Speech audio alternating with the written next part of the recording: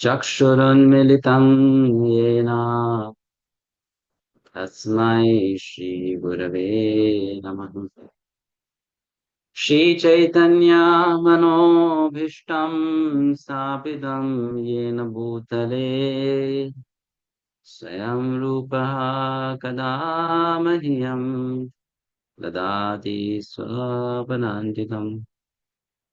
वन्देऽहं श्रीगुरोः श्रीयुतापदकमलं श्रीगुरून् वैष्णवांश श्रीरूपं साग्रजातं सहगणा रघुनाथान्वितं तं सजीवं साद्वैतं सावधूतं परिजनसहितं श्रीकृष्णचैतन्यदेवं श्रीराधा कृष्णपादान् सहगणा ललिता श्रीविशाखान्वितांश्च नमो विष्णुपादाय कृष्णपृष्ठाय भूतले श्रीमते भक्तिवेदान्त स्वामी इति नामिने। नमस्ते सारस्वते देवे गौरवाणी प्रचारिणे निर्विशेष शून्यवादी पाश्चात्यदेशतारिणे नमो महावदन्याय कृष्णप्रेम प्रदायते कृष्णाय कृष्णचैतन्य नामिने गौरतुषे नमः। हे कृष्णा करुणा सिन्धो दीनबन्धो जगत्पते गोपेश गोपिका कान्ता राधा कान्ता नमोऽस्तुते। तप्त काञ्चन गौराङ्गी राधे वृन्दावनेश्वरी वृषभानुसुते देवी प्रणमामि हरिप्रिये। वाञ्छाकल्पतरुभ्यश्च कृपा सिन्धुभ्यैव च पतितानां पावनेभ्यो वैष्णवेभ्यो नमो नमः। जय श्री कृष्ण चैतन्य प्रभु नित्यानंद श्री अद्वैत गदाधर श्रीवासादि गौर भक्तवृंद। हरे कृष्णा कृष्ण कृष्ण हरे हरे हरे राम राम राम हरे हरे। नाना शास्त्र विचारणैकनिपुनो सद्धर्म संस्थापको लोकानां हितकारिणो त्रिभुवने नान्यौ शरण्याकरो राधा कृष्ण पदारविन्द भजना नन्देन मत्तालिको वन्दे रूपसनातनौ रघुयुगो श्रीजीवगोपालको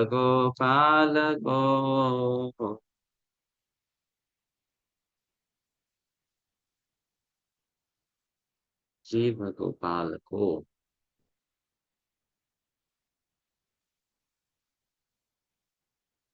Studying Bhakti Rasamrit Sindhu, the Nectar of Devotion, which is a summary of the book Bhakti Rasamrit Sindhu. And we are studying chapter 2 today. So in chapter 1, we learned about the characteristics, 6 characteristics of pure devotional service,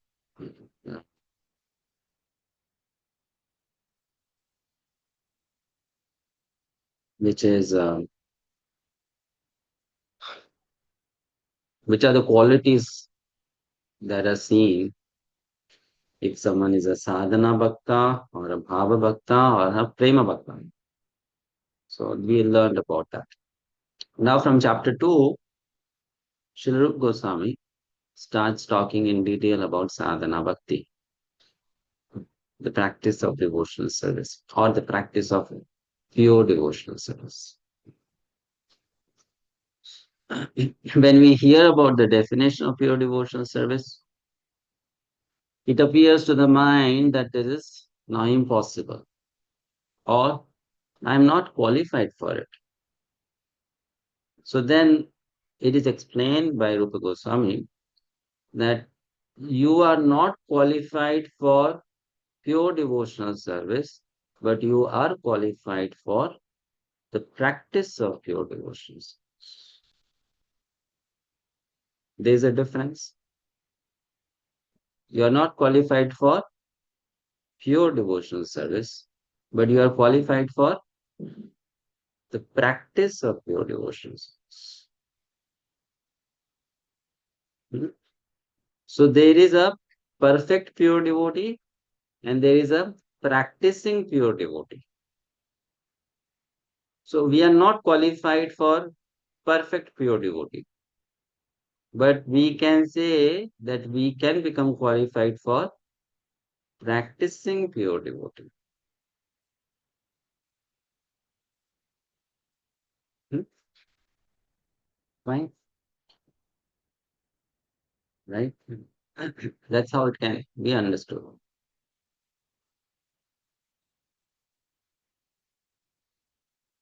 So therefore, in the second chapter, Rup Goswami gives the definition of sadhana bhakti, the first stages of devotion, the definition of sadhana. Along with that, it is also explained how the six qualities or characteristics that we learned yesterday and in the previous class, they are found in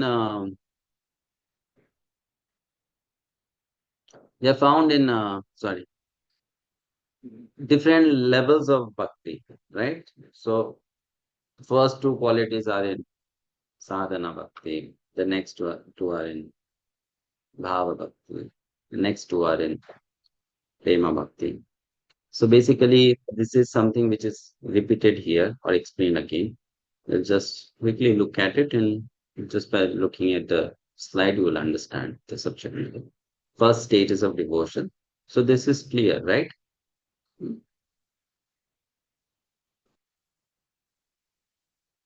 It is clear, isn't it?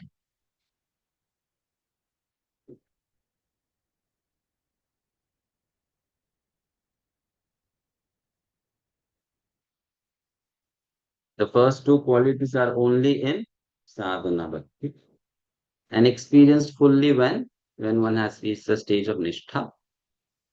Then the first four qualities are fully experienced in bhava bhakti, and then first six qualities are fully experienced in prema bhakti.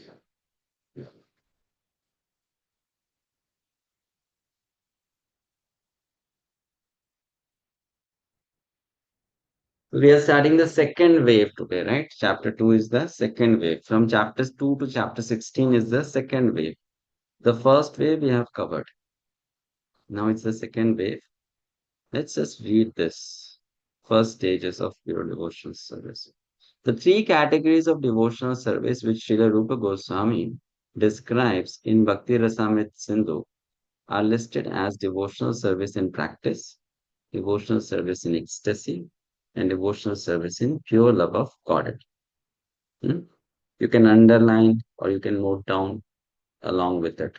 When you are studying books, I mean, you should do this practice from next time. When you study, if you are studying the English book, make sure that you write wherever possible the Sanskrit terms. No? So, devotional service in practice is sadhana bhakti. Devotional service in ecstasy is bhava bhakti. Devotional service in pure love of God it is prema bhakti. Fine. Mhm. There are many subheadings in each of these categories. Generally, it is understood that in the category of devotional service in practice, there are two different qualities. Devotional service in ecstasy has four qualities, and devotional service in pure love of God, it has six qualities. Right? Hmm. These qualities will be explained by Srila Rupa Goswami later on. In this connection, Srila Rupa Goswami suggests that um, The person eligible for Krishna consciousness. Please try to be very attentive. The person eligible for Krishna consciousness or devotional service can be classified by his particular taste. Can be classified by what? Particular taste. Taste. Now, what is that taste? How will you give me a synonym for taste? Particular taste. Inclination. Very good. Inclination or interest. Right? Inclination or interest. If I ask you the Sanskrit word for it, Ruchi. Ruchi. sorry, Ruchi. ruchi. Ruchi. Fine. So he's talking about a particular taste. No, where is that taste coming from, or where is that inclination coming from, that ruchi coming from? So Maybe he some says, past yeah, he experiences and says that activity. devotional service is a continual process from one's previous life. So that taste or inclination is coming from previous life. Mm. No one can take to devotional service unless he has had some previous connection with it. Fine. Mm. So if you came to Krishna consciousness in this life, what is the reason for that? You did Krishna consciousness in the previous life. Okay? You are a Krishna Bhakta in this life. The reason is because you were a Krishna Bhakta in the previous life. If you are a Rama Bhakta in this life, the reason is because you were a Rama Bhakta in the previous life. Huh? You are a worshipper of Durga in this life because the reason is you were a worshipper of Durga in the previous life. Okay? Hmm? Uh, no one can take to devotional service unless he has had some previous connection with it. For example, suppose in this life I practice devotional service to some extent. Even though it is not 100% perfectly performed, whatever I have done will not be lost. Bhagavad-gita, which shloka? Neha Vikramana Neha Bhikramanashasti. 2.40. Neha Vikramanashasti. In my next life, from the very point where I stop in this life, I shall again begin. In this way, there is always a continuity. Okay. So one reason for coming to Krishna consciousness in this life is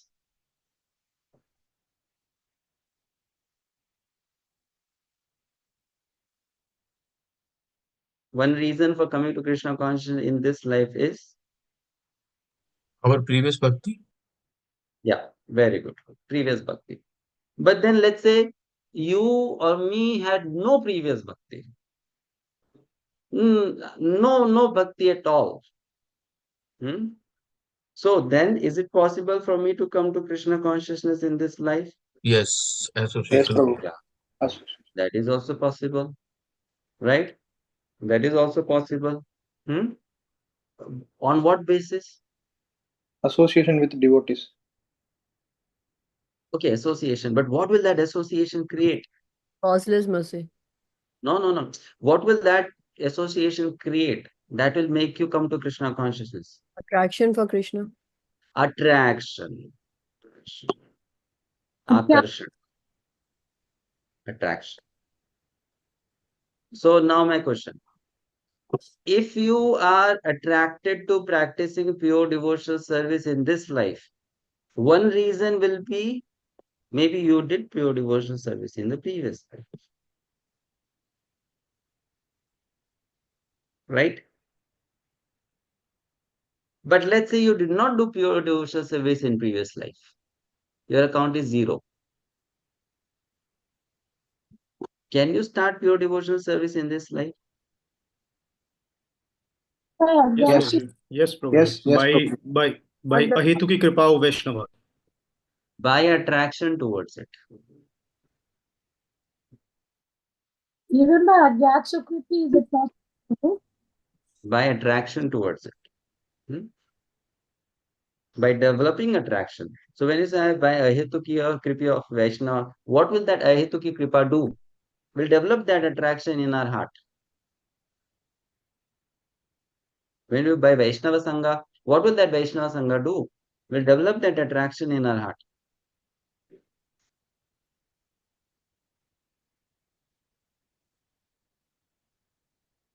Fine? Hmm? Okay. So there are two ways of coming to Krishna consciousness. What is that?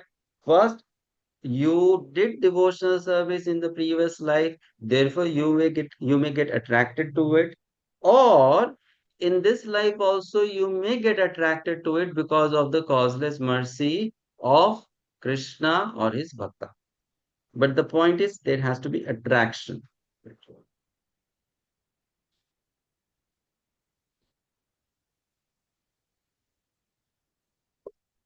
So can I practice pure devotional service? Yes. Only if I have attraction for it.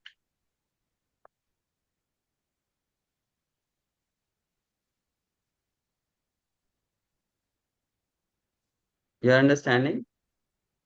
Hmm? Only if I have attraction for it. Then yes, I can practice pure devotional service. Hmm. Let's continue reading.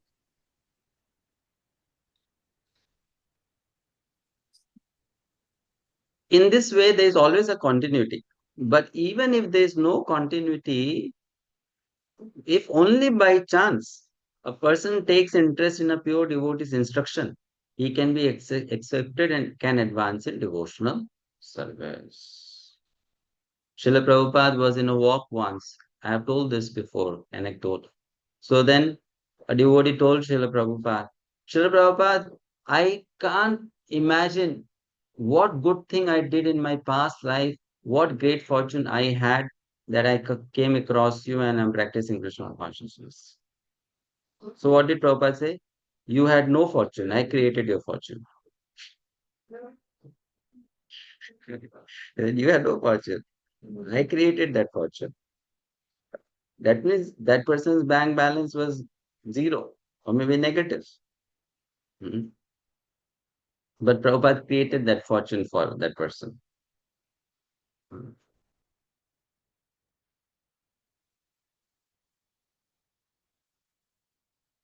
Okay. Anyway, for persons who have a natural taste for understanding books like Bhagavad-gita and Srimad Bhagavatam, devotional service is easier than for those who are simply accustomed to mental speculation and argumentative processes. So this is very simple realization that you can get. Whatever anga of bhakti that you like to perform in this life, whether it is reading Bhagavad Gita, it is doing kirtan, it is chanting japa, it is XYZ. You have special interest in that anga of bhakti. So you should know that you have done that anga of bhakti before in previous life.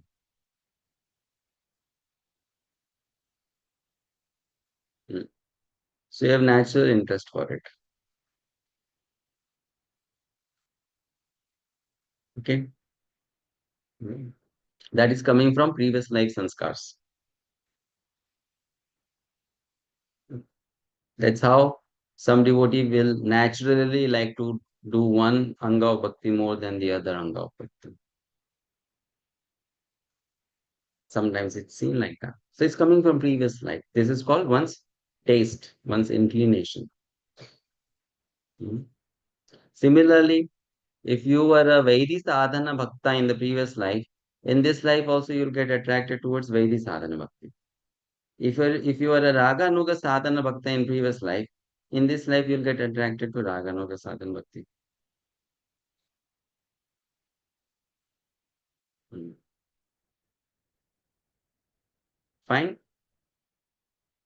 So sometimes people say, people have this doubt, you know, in future, what kind of relationship I'll have with Krishna, all that.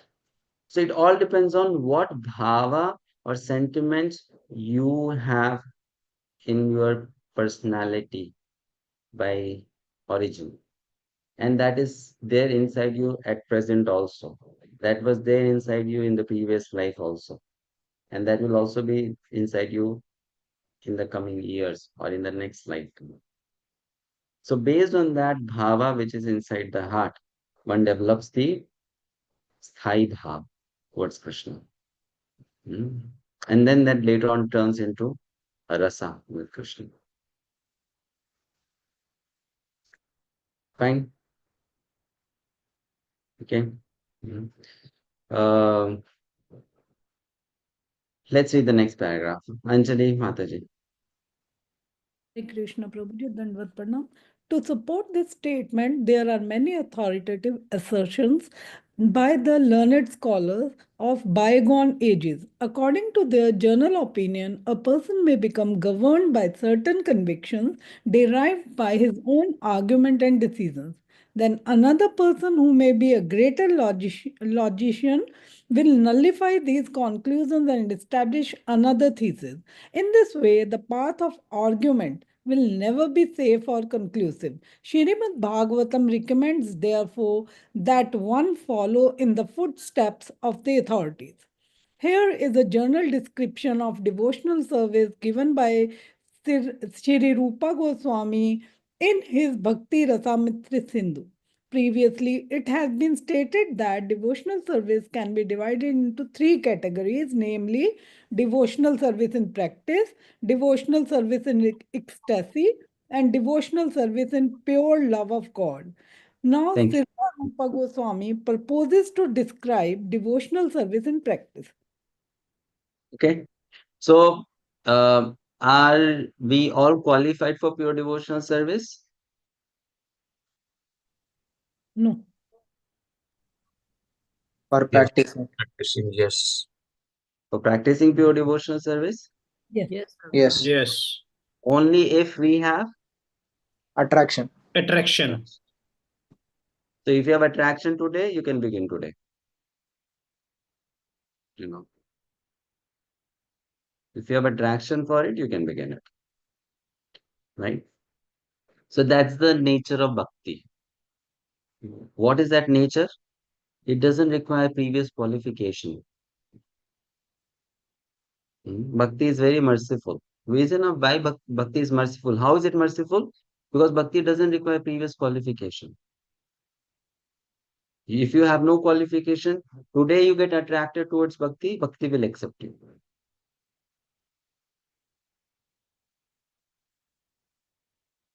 You understanding? Just like, for example, if I want to do PhD in certain subject, what is the requirement? What is the qualification? I must If I have should some Degree it should have. master's or bachelor's in I that should have subject. done masters. Want to Yes. masters, I should have done bachelor's. For bachelor study, I need to pass from high school. Qualification is needed, right? But we say bhakti is merciful. Why bhakti is merciful? Even if you don't have qualification, but you have attraction for it, you can get it.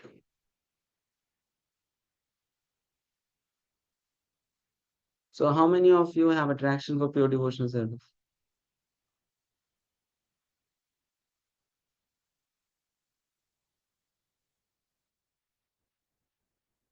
Why there is so much of hesitation? Yes or no? How many of you have attraction for pure devotional service?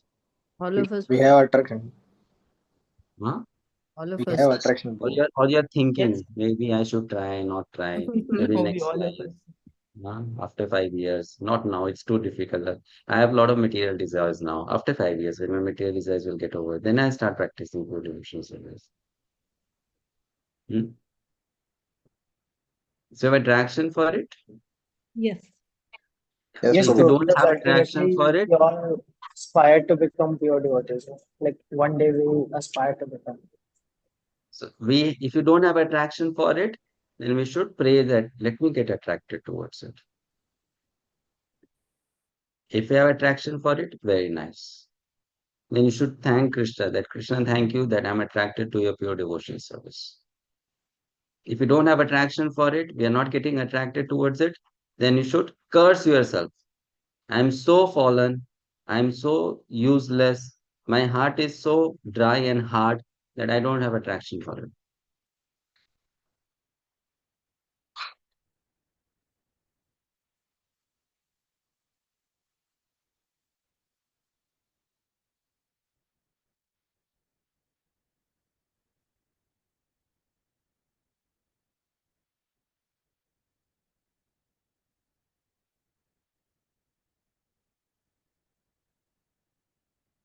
So this we understand, right?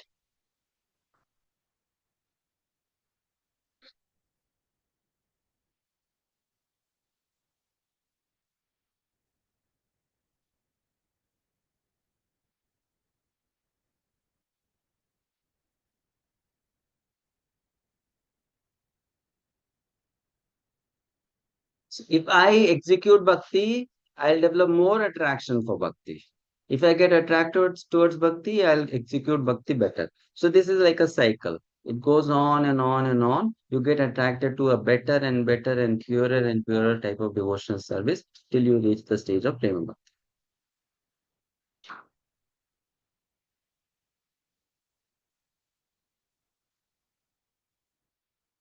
And the point where your attraction ends and you feel full satisfaction, then that is your sarupa.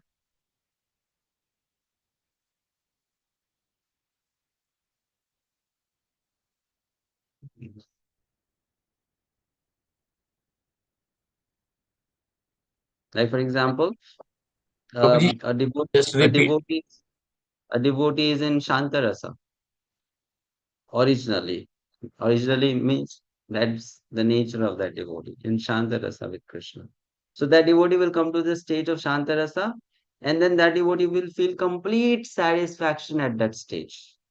And in that stage, whatever form of Krishna that that devotee is having relationship is the most attractive form for that devotee. There's no other form which is more attractive than that form.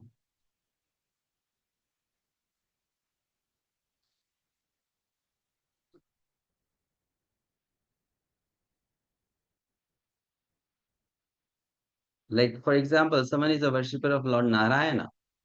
That person may visit Krishna temples, but then that person, when visits Narayan temple, that person will feel, I have come to the highest place.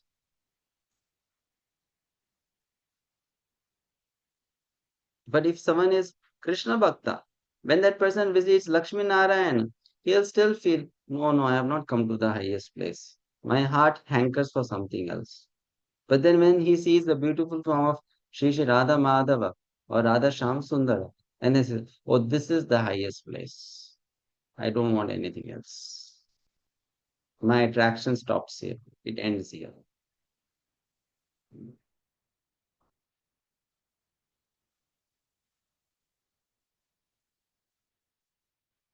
Okay? Some of you are attracted to sleeping now. Give up sleeping. It's morning 10 a.m. It's not the time to sleep. Hare Krishna, Prabhuji. Hare Krishna. Then that's for now. Prabhuji, can a devotee who is attracting to Narayan, Lord Narayan, can ever be attracted to Lord Krishna at any stage? Possible. Possible. When that devotee of Narayana develops, associates with the devotees of Krishna, and then develops an attraction towards Krishna, the devotee of Narayana can come to Krishna also. Because now the rasa is expanding, the rasa is not shrinking. You can always go from a lower rasa, experience of rasa, to a higher experience of rasa. But then Krishna should also allow. It's not one way. You want, then it will be done. Krishna should also accept. So it is Krishna's ichha also.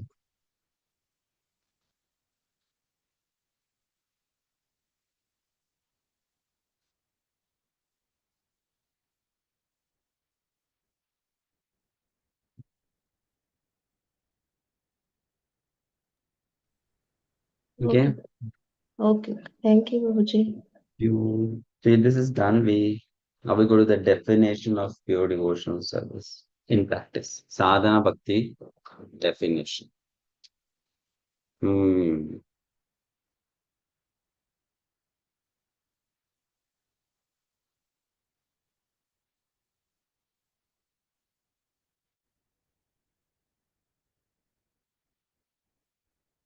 So there are two terms.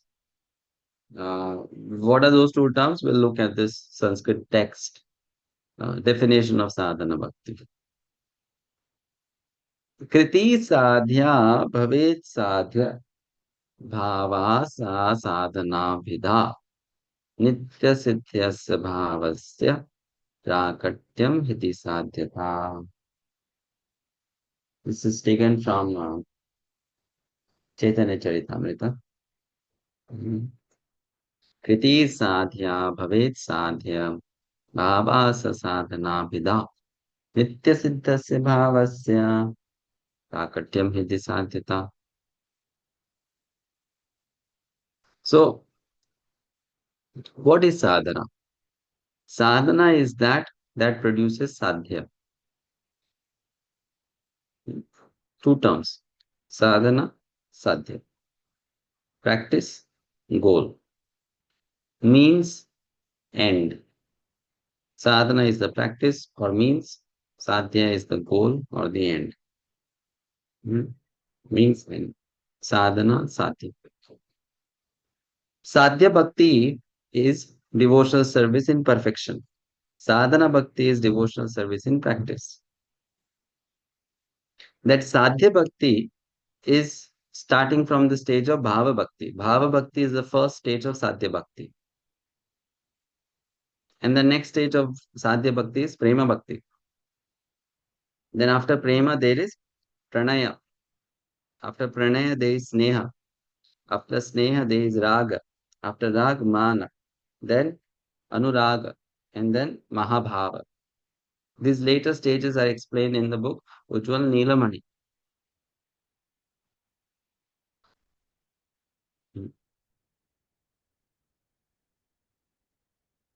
So just like there are stages in the practicing devotional service, there are also stages in the perfect devotional service.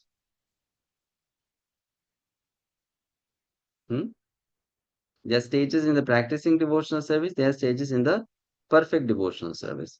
The stages in the practicing devotional service begins with which stage? Sadhana. Shraddha.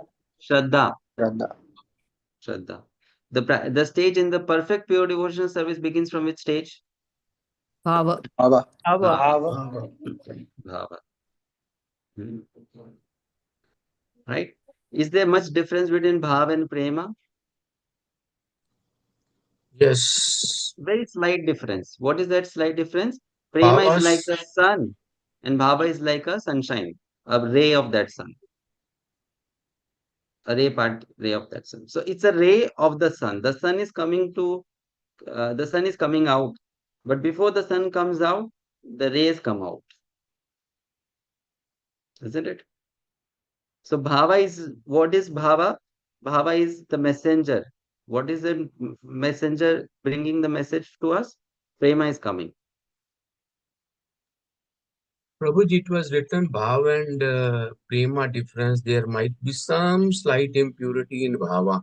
So taking sunshine and sun, is it that we can take that 100% sun is 100% pure and sunshine How sunshine?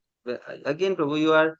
it can't be, Please no? please try to understand that when you use an analogy, that analogy is not to be used to give explanation of every single point.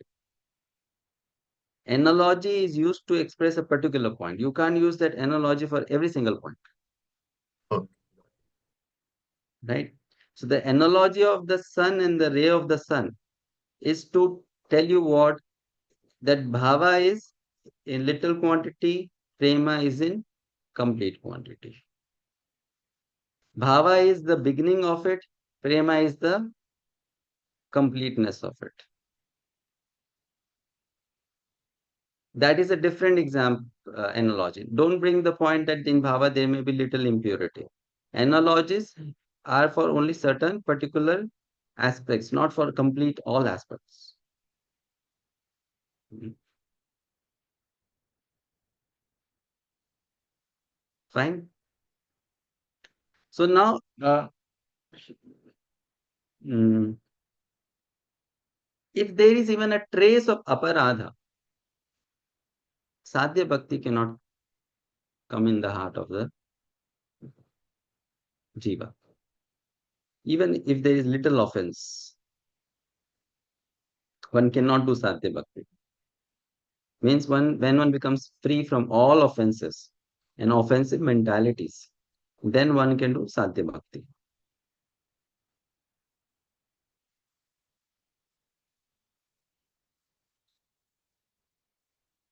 And for those who has attained sadhya bhakti, they have three characteristics. First, they experience no suffering at all. No suffering at all. They don't experience any suffering. Second, they will experience always Krishna Prema, the happiness of Krishna Prema. And third, they will perform actions always taking shelter of Krishna.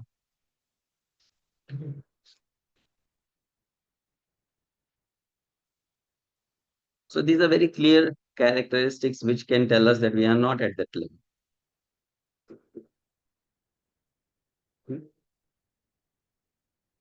Let's look at this meaning. Kriti Sadhya.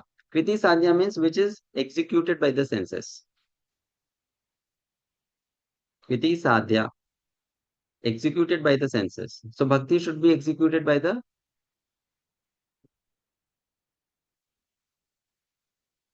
senses. Rishikena Rishikesha Sevanam. Kriti Sadhya, Bhavet Sadhya. But then these senses are engaged for what? For that sadhya bhava, bhavet sadhya bhava, for developing that bhava. That means a very important point in practicing pure devotional service is that you should be practicing it for the goal of achieving perfection in pure devotional service. It's a very important point. The goal should be always in front of your eyes. Why am I chanting 16 rounds? Why am I going to the temple? Why am I doing this darshan of the deities? Why am I doing any seva? Why am I hearing Bhagavatam? Why am I studying? Why am I reading? For the goal of achieving Bhava Bhakti.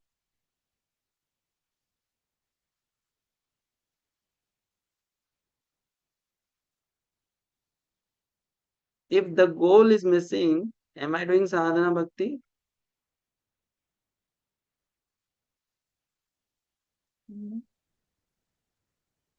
No. I am doing it mechanically.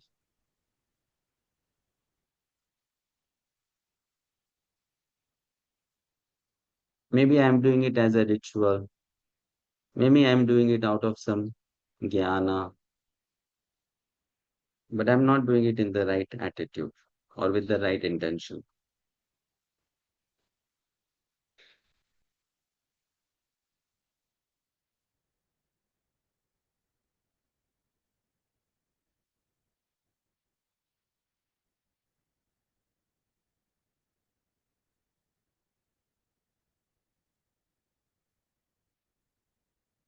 Fine. So, this is very important point. It should be practiced with the purpose of attaining Bhava Bhakti. Then what will happen? Nitya Siddhasya Bhavasya Prakatyam Viddhi Sadhyata. That Bhava which is Nitya Siddha in your consciousness will become manifest because of that sadhana.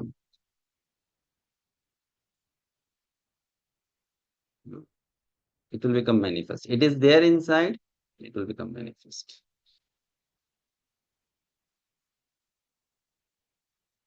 Srila Prabhupada gives the example, very simple example. A child walking, learning to walk.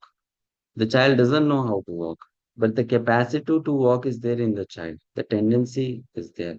So the child practices, and after some time, the child starts walking. So if the tendency to walk is not inside the child, can the child walk? No. So the tendency is there. That capacity is there. But the child needs some practice.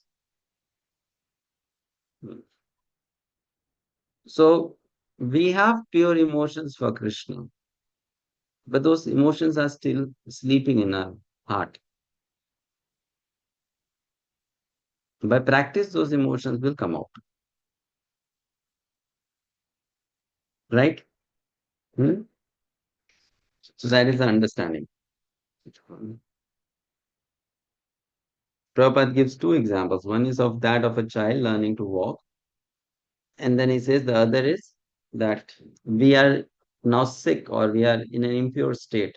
So when we go to a doctor or a physician, he treats us. Our impurity goes away and then we come to the pure state. We become healthy again. Similarly, the jiva is pure by nature. Nitya siddhasya bhavasya. But when that jiva is in material condition, it has become impure.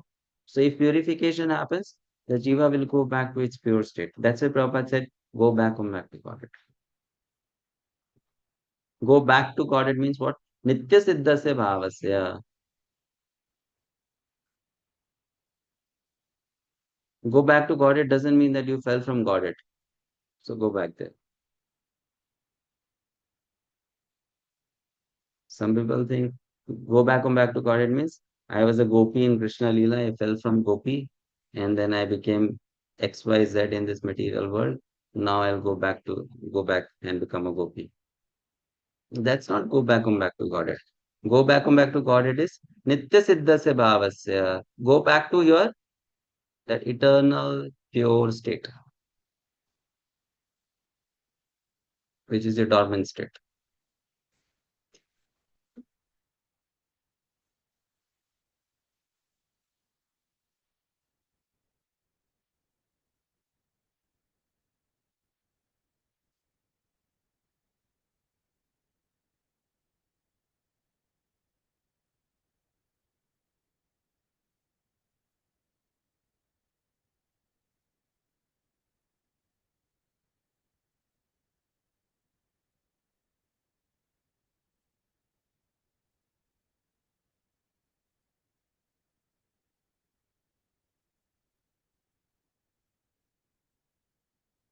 Language is so tricky, isn't it? Language is very tricky. How you understand uh, the language can make you see a concept like that. I'll just show you a diagram.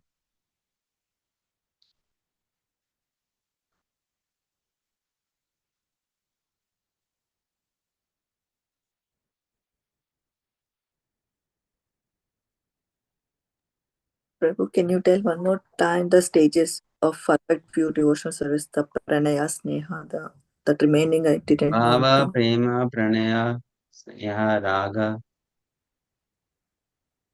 Raga, mana, anuraga, mahabhav. ma- So let's say uh, you were here, fine, and you are walking in this direction, going like this, like this, like this, like this.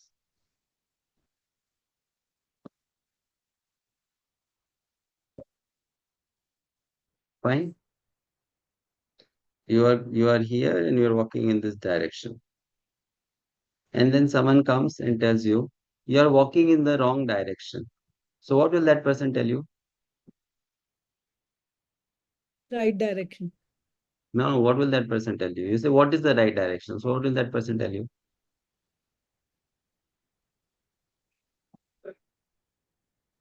not the downwards, it is upwards, like correct direction. You simple, you say go back, no?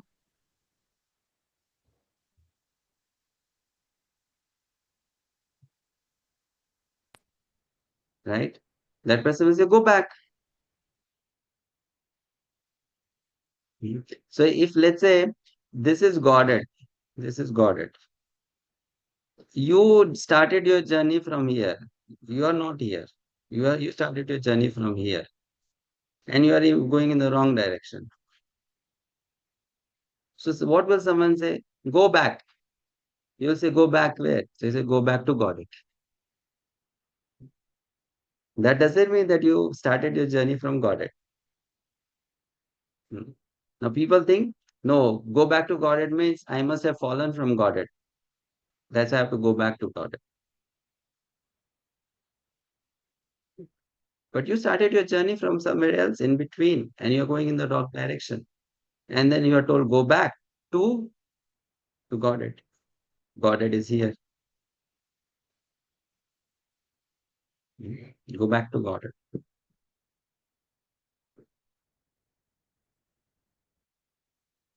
And Prabhuji, for Jiva, from which particular point that journey was started? Depends on Jiva, different Jivas.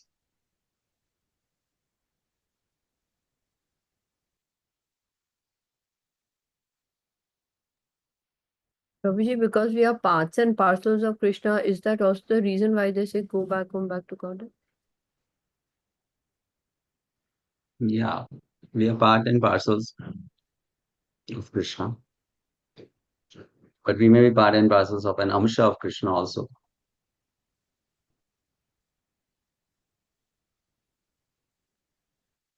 Prabhuji, going back means going to your constitutional position.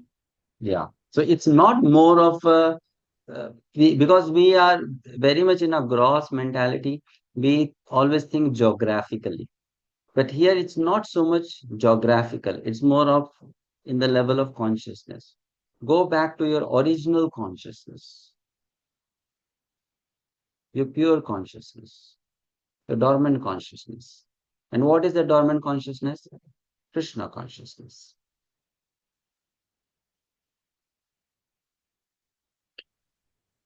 So that doesn't matter, Prabhuji, whether it is in material world or in spiritual world or wherever it is. Yeah, very good question. So it doesn't matter.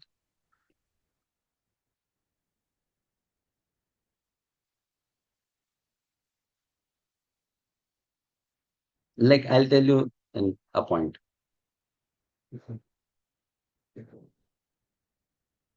It's Yudhishthir Maharaj somewhere in the spiritual world. Never heard of, Prabhuji. But is Yudhishthir Maharaj an eternal associate of Krishna? Yes, he must be. Yes. So where is he the internal associate?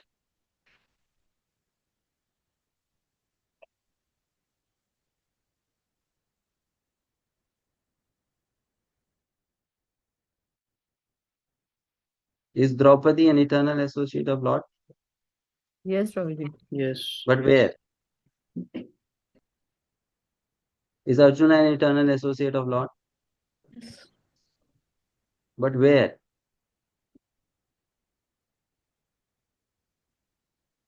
Leela, what are Leela? Leelas. In the Leela of the Lord. Leelas of In the Bhauma Leela, which is eternally manifesting in different Brahmandas. But not in Golok Leela.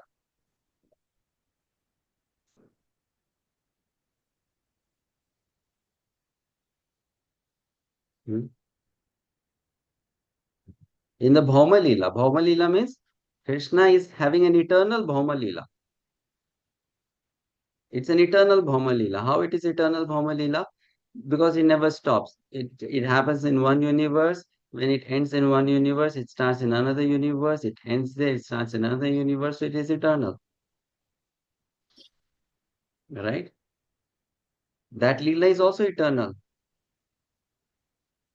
And these are eternal associates of Krishna in that eternal Leela, not in the eternal Leela which Krishna does in Golok Dham.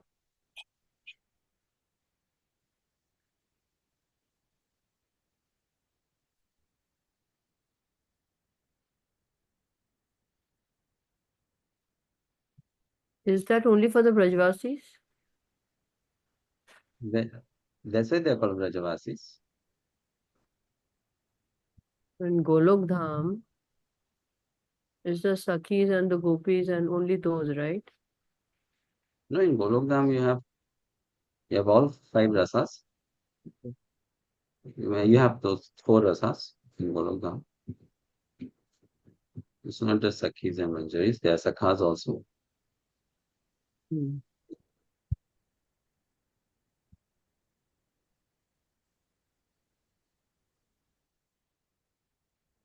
Fine?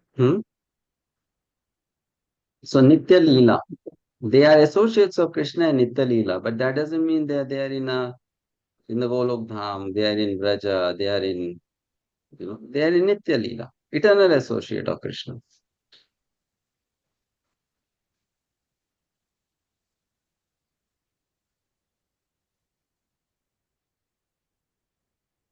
So going back to Godhead means you go back to your original constitutional position as an eternal servant of Krishna.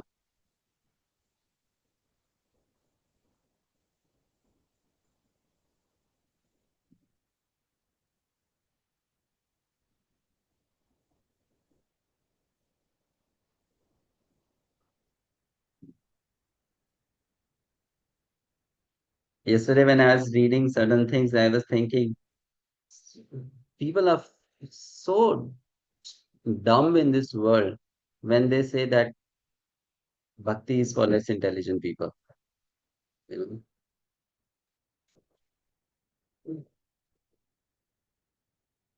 There is no science which is so deep, so vast, so critical, so analytical, like bhakti. There's no science. What is mechanical engineering in comparison to this subject matter? What is computer engineering in comparison to this subject matter? What is becoming a doctor or a businessman and all that? All that subject is so, it's like a children's play when it comes to the science of bhakti, devotional service. Even I was trying to understand cosmology, Parmeshwar Prabhuji's lecture. I was just thinking, like, we are not even fraction in the creation of the Lord, where we are. Correct. Isn't it? And when we are not practicing Krishna consciousness, then people are so proud of what they know. We know so much. We are something. We have this knowledge, we have that knowledge. I have done this education, that education. But what you know, about what you know and what you know. And you get into this subject matter, just take Bhakti Rasamrita Sindhu, take one shloka, one word of that shloka. How vast it is.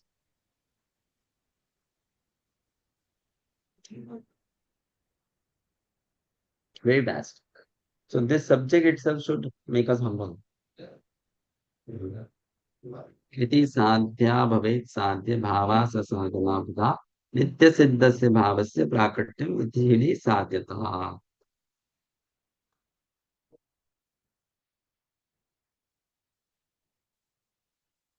Okay, let's read. Sridhi Prabhu.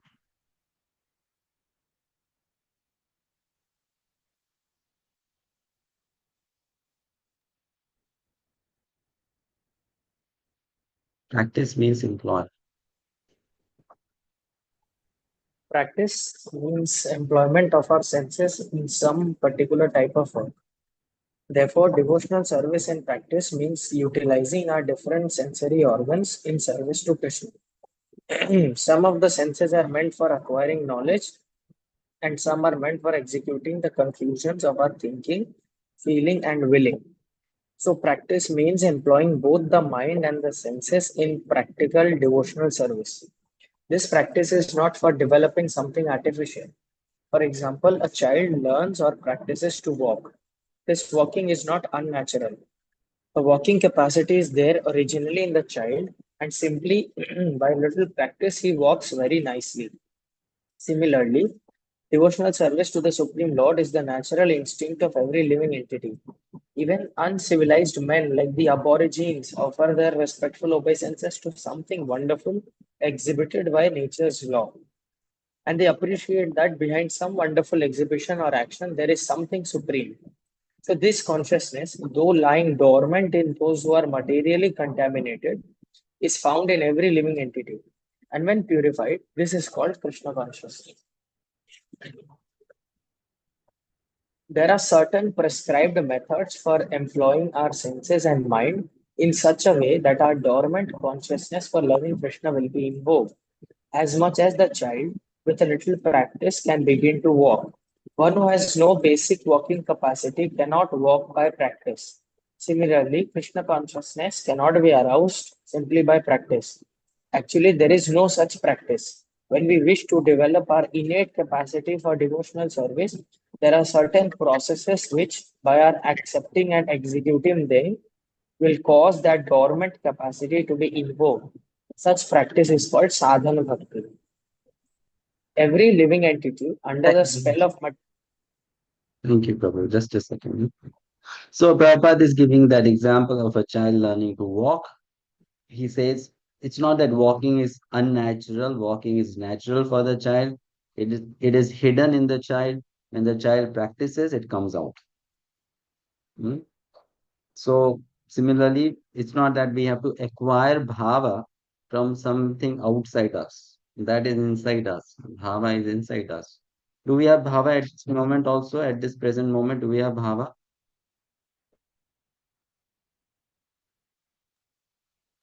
Yes. Prabhuji. Before Yes, coming to Krishna consciousness, did we have bhava? Yes, Prabhuji. Yes, we had. But we had impure bhava, ashuddha bhava. Hmm? We had. We always have bhava, but it is ashuddha, impure, right? So bhava is there, naturally it is there. That's a function of the jiva. So how can it be separate from the jiva? But then that bhava is not shuddha. It is ashuddha, is impure. So that bhava is there, but then by practicing pure devotional service, that bhava becomes purified and then pure bhava manifests, right? Hmm? But then someone may say, if I just practice sadhana bhakti, bhava will come for sure. Yes, is it true?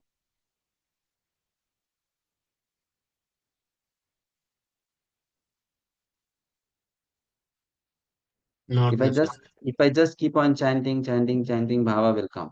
Not If I just necessary. keep Not on, necessarily. not necessarily. Why? Because bhava will not manifest by mechanical practice of sadhana bhakti.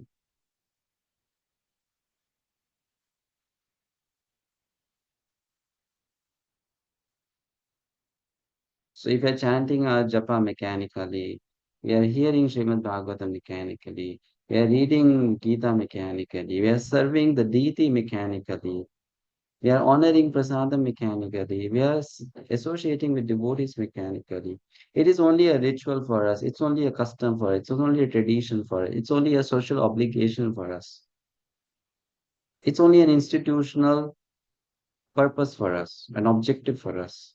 We are just doing it mechanically, but we are not doing it with the right attitude, right intention, keeping the goal in mind. Then that sadhana bhakti will not produce bhava.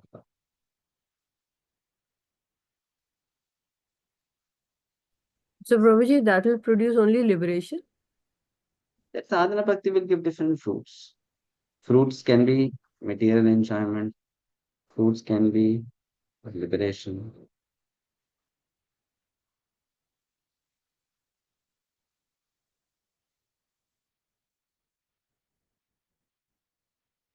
But it will not give bhava bhakti.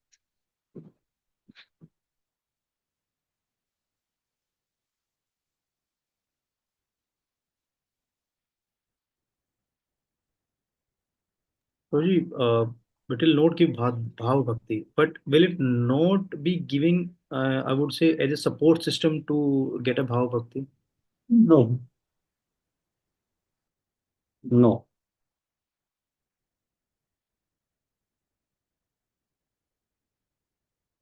one should have that attraction towards bhava. One has to be mindful and conscious.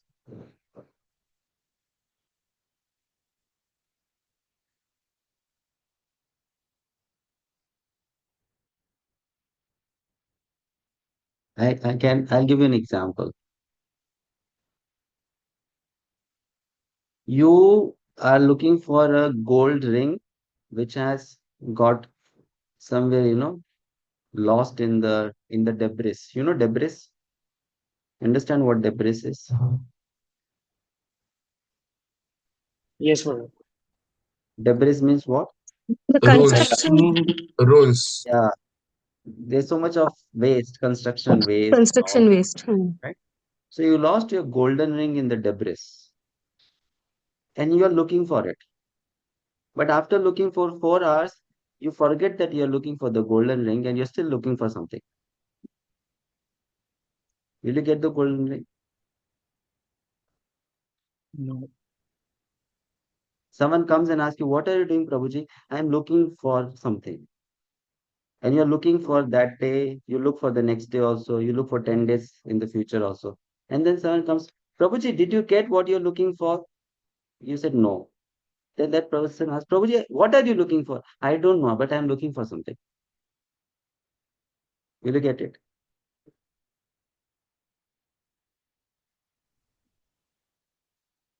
So similarly, I'm doing sadhana bhakti. Prabhuji, why are you doing sadhana bhakti? I'm just doing sadhana bhakti. Why are you doing? For what are you doing? I don't know. So will you get bhava bhakti? You will not get.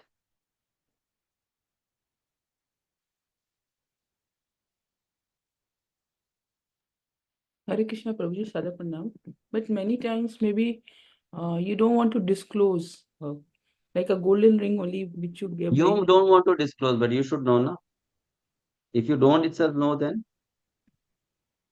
Yeah, when the process is too long, maybe you forgot. forgotten about it. Yeah. Yes. Or you are looking for a golden ring, and then you became busy collecting some pieces of glasses, some broken iron pieces, some steel blades, some pen, some pencil. You got carried away collecting all that Distraction. distraction.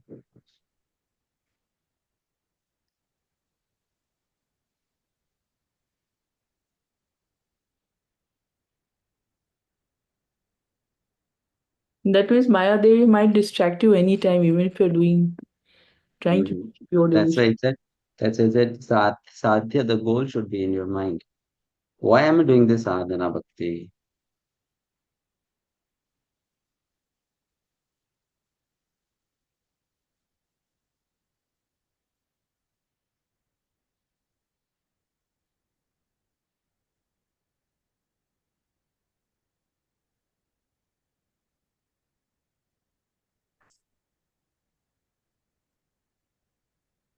Okay. But then, because they are explaining to us the science, they're very beautifully explaining to us the concept. They think just like the child needs to do certain activities to invoke that capacity to walk. Similarly, there are certain activities in devotional service which can help us evoke Bhava, or invoke a Bhava. Mhm. Fine. So then those activities, when you practice them, you are called as a sadhaka.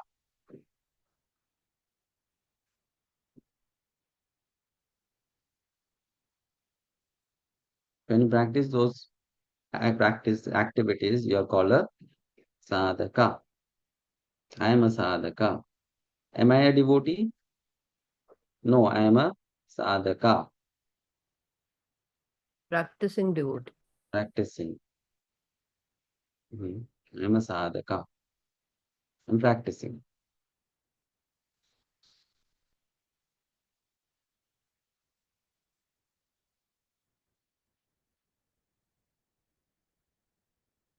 Let's read this. Usha Mataji. Hare Krishna Prabhuji, Sadhu Pranam. Every living entity under the spell of the material energy is held to be in an abnormal condition of madness. In Srimad Bhagavatam, it is said, generally the conditioned soul is mad because he is always engaged in activities that are the causes of bondage and suffering. The spirit soul in his original condition is joyful, blissful, eternal, and full of knowledge. Only by his implication in material activities has he become miserable, temporary, and full of ignorance. This is due to vikarma. Vikarma means actions which should not be done. Therefore, we must practice sadhana bhakti, which means to offer Mangala Arati, deity worship, in the morning, to refrain from certain material activities, to offer obeisances to the spiritual master, and to follow many other rules and regulations that will be discussed here one after another. These practices will help one become cured of madness. As a man's mental disease is cured by the directions of psychiatrist, so this sadhana bhakti cures the conditioned soul of his madness under the spell of Maya, material illusion. Narad Muni mentions this sadhana bhakti in Srimad Bhagavatam 7th canto, 1st chapter, verse 32. He says there, King Yudhishthira, my dear king, one has to. Hare Krishna. Continue. Um, my dear king, one has to fix his mind on Krishna by any means. That is called Krishna consciousness. It is the duty of the Acharya, the spiritual master, to find the ways and means for his disciple to fix his mind on Krishna. That is the beginning of sadhana bhakti. Thank you. So, Thank you, Prabhuji. Srila Prabhupada gives some examples to help us understand Mangalarti, deity worship, and all that, So then he's saying that these are activities which will help us cure the madness of material life, material existence. So then, quoting from statement of Narad Muni to Yudhishthira, he's saying, "My dear king, one has to fix his mind on Krishna by any means. But the problem is that a conditioned soul doesn't know how to do that. So therefore, the conditioned soul needs the help of the Acharya or the spiritual master, who will help find the ways in which the disciple can fix his or her mind on Krishna. That is the beginning of sadhana bhakti.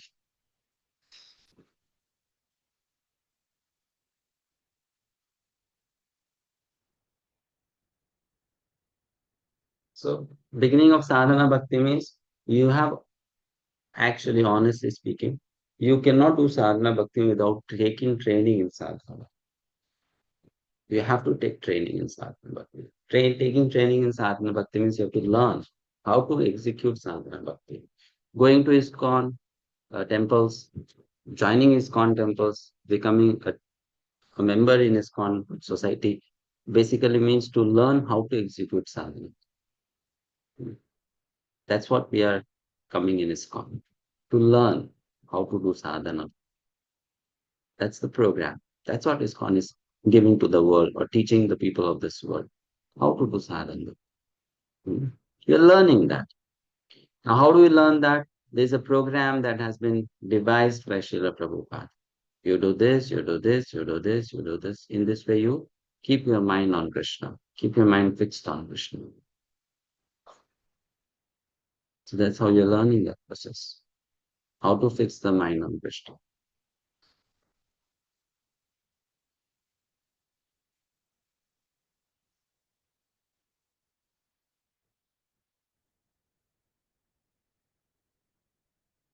Learning to fix the mind on Krishna. That's the purpose of sadhana bhakti. It is a duty of the acharya to find the ways and means. And Srila Prabhupada was a wonderful acharya. Why? Extremely wonderful personality. Genius. Why? Because Srila Prabhupada could devise multiple ways to engage his disciples in Krishna consciousness. No acharya in the past could devise so many means. Two personalities. One is Bhakti Siddhanta Saraswati and one is Srila Prabhupada. They devise multiple ways to engage the mind of the disciple in Krishna consciousness. Very practical ways, like you can paint Krishna's pictures, you can make dresses for Krishna, you can open a farm, take care of cows, supply that cow's milk to make sweets for Krishna. Multiple ways he devised to help people practice Krishna consciousness. These two personalities, they were genius. Bhakti Siddhanta Saraswati and A.C. Bhakti Vedanta Swami. Right. And then his disciples or followers are just doing what Prabhupada showed, the example. This is how we should preach Krishna consciousness, or spread Krishna consciousness.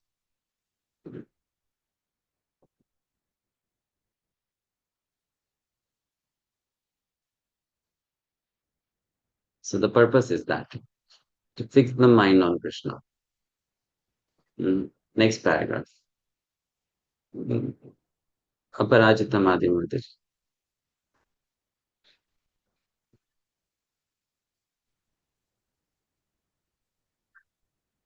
Hare Krishna Prabhu.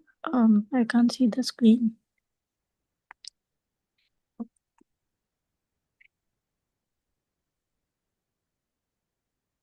Sri Chaitanya Mahaprabhu has given us an authorized program for this purpose, centered around the chanting of the Hare Krishna mantra. This chanting has so much power that it immediately attaches one to Krishna. That is the beginning of sadhana bhakti. Somehow or other, one has to fix his mind on Krishna. The great saint Ambarisha Maharaj, although a responsible king, fixed his mind on Krishna, and similarly, anyone who tries to fix his mind in this way will very rapidly make progress in successfully reviving his original Krishna consciousness. Now, this sadhana bhakti or practice of devotional service may also be divided into two parts. The first part is called service according to regulative principle. One has to follow these different regulative principles by the order of the spiritual master or on the strength of authoritative scriptures, and there can be no question of refusal. That is called Vedi or regulated. One has to do without argument. Another part of sadhana bhakti is called raganurag. Raganurag refers to the Raganuga. point. Raganuga refers to the point at which, by following the regulative principle, one becomes a little more attached to Krishna and executes devotional service out of natural love. For example, a person engaged in devotional service may be ordered to rise early in the morning and offer arati, which is form of deity worship. In the beginning, in the beginning, by the spiritual master, by the order of a spiritual master, one rises early in the morning and offers arati, and but then he develops real attachment. When he gets this attachment, he automatically tries to decorate the deity and prepare different kinds of dresses and thinks of different plans to execute his devotional service nicely. Although it is within the category of practice, this offering of loving service is spontaneous. So, the practice of devotional service, sadhana bhakti, can be divided into two parts, namely regulative and spontaneous. Hare Thank you. Krishna. So sadhana, the main purpose of sadhana is to fix your mind on Krishna. And this I have repeatedly told previously in other classes also. Because we all have different natures, different likes, inclinations, we may find certain ways of engaging mind on Krishna more favorable, more anukul than the other ways. That is because everyone has a certain nature. So whatever your nature is, you should identify that nature either by your own intelligence or with the support of someone who is observing you and knows your nature. And then engage yourself in Krishna consciousness. So to engage the mind on Krishna consciousness requires two things. One, a strong determination to do it. And second, also an understanding of what is my nature or swabhava. Then, as per that swabhava, you engage yourself in activities of Krishna consciousness, but for the purpose of fixing the mind on Krishna. That's called sadhana bhakti. So for how many minutes a day we should be doing sadhana bhakti? 24 hours. Minimum. We should be doing sadhana bhakti 24 hours. 24 hours. But then we don't have capacity. So we start with 15 minutes, half an hour, 1 hour, 2 hours, 3 hours, 4 hours, 5 hours. Then we go to 6, 8, 10, 12, 16, 20, 24. Right?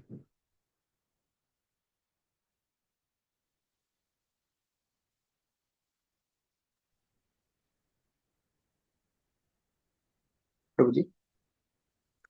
And understanding the our nature in the sense somebody inclined to cook for deities like that, no, Prabhu, and somebody in kirtan. Okay. Yeah. One should understand this nature. Swabhav. So then, now sadhan bhakti is of two types. Vaidhi sadhan, raganuga sadhan. How? We'll discuss these two in detail later. But Vaidhi sadhan means Prabhupada give very nice explanation. Now you have a program for 24 hours. And you are supposed to do that program for 24 hours. So first question for you, for us as a student is, do I have a program for 24-hour Krishna consciousness? No. No. So then you are not even doing Vaidhi sadhan bhakti nicely.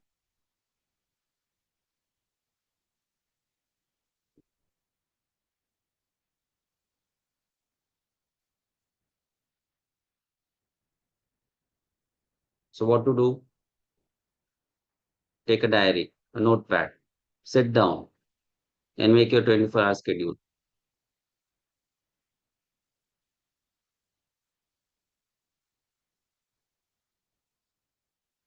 And in that 24-hour schedule, whatever I do, it should be sadhan bhakti.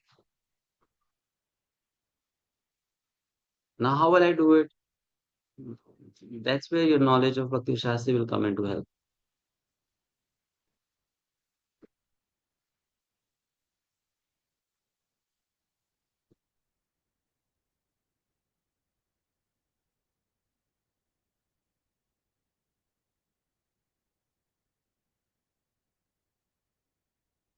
I should have a 24-hour program of sadhan bhakti. But it should not be a whimsically drafted plan. It should be a plan following the footsteps of the previous acharyas.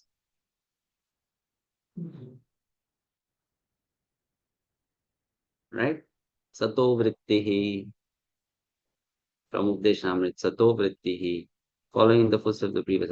So I have a 24-hour program for Vaidhi sadhan bhakti.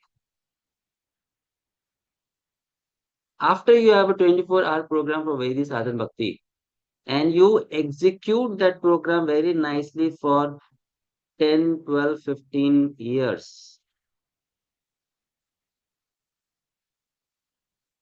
then raga may manifest.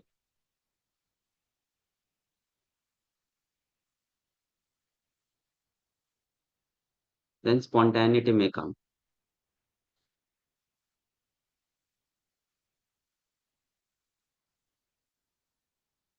Then that begins the practice of raga nuga sadhana.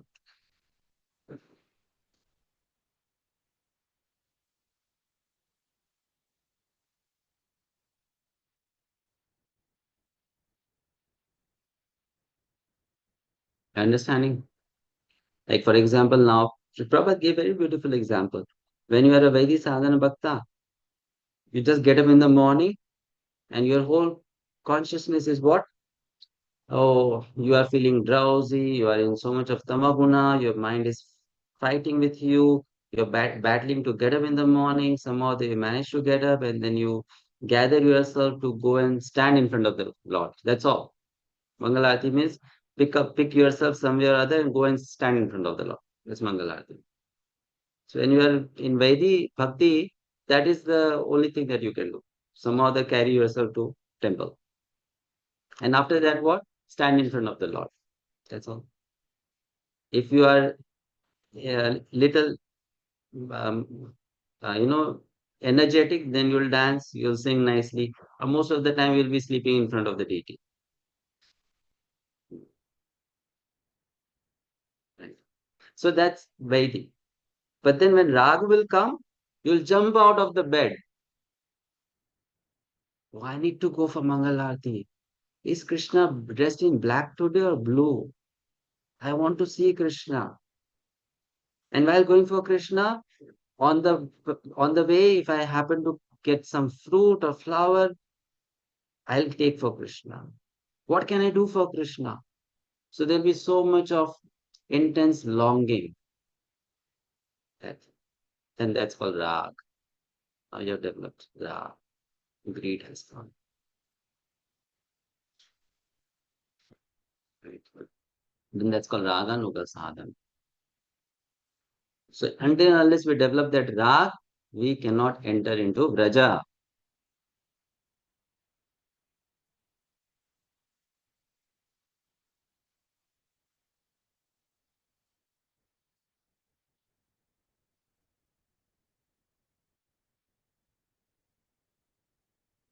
Now someone may say, Prabhu, I don't do Vaidhi sadhan bhakti, but I have rag.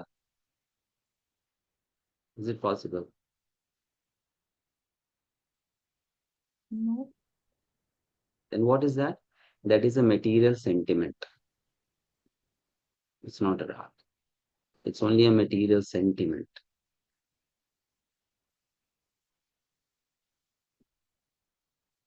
It's a sentiment. It's fine. It is good that you have a sentiment like that. So that sentiment will only give you sukuriti. But that's not called rag. Hmm. Fine. So from Vaidhi, then we go to Raganuga Sadhan Bhakti.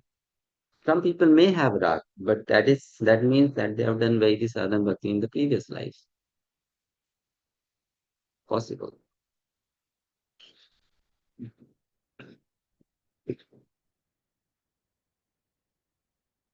Or they have done Sadhan Bhakti in the previous life. So then there is Raganuga, there is Vaidhi. Hmm? What is Vaidhi Sadhan Bhakti?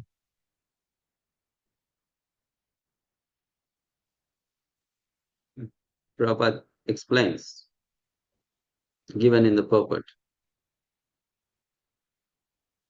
Rup Goswami defines the first type of devotional service or first part of devotional service, Vaidhi Bhakti. Why here it is as first part? Because, because though there are two types of sadhan bhakti, Vaidhi and Raga, and from Vaidhi also one can come to the stage of Bhava and Prema. But then that Prema is not Vraja Prema, that is Vaikuntha Prema, right? And from Raga one can go to Vraja Prema. Rup Goswami, instead of showing these two paths, he's only showing one path. And in that one path, he's showing first part and second part. First part Vaidhi, second part Rag. Why? Because he purposefully wants people to go to Vraja, not Vaikuntha. So he's not showing Rag as a different path and Vaidhi as a different path. Two paths. One going to Vaikuntha, one going to Vraja. No, he's showing one path going to Vraja Bhakti. But then that Vraja Bhakti, that one path has two phases. First is Vaidhi and second is Rag.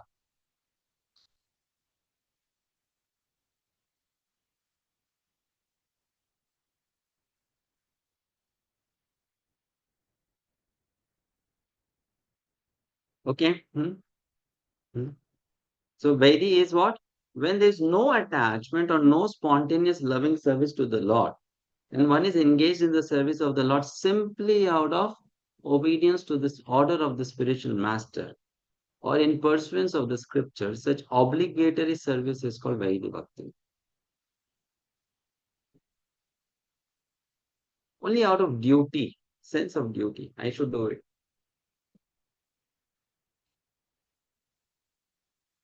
Or because you know the scriptures, you have studied the scriptures, so you know this is very good for you. This is nice. You should be doing it. So that is there. What is the driving force? What is the driving force? That I have to follow the intentions, rules, regulations of scriptures. Knowledge is the driving force. Or fear is the driving force. Or dutifulness, obedience is the driving force. You have fear of spiritual master, so you follow the spiritual master. You are obedient towards the spiritual master, so you follow the spiritual master. You have knowledge, so you have sense of, this knowledge. Is it good? It is good for me. So you follow that. Then that is Vaidhi. Vaidhi sadhana bhakti.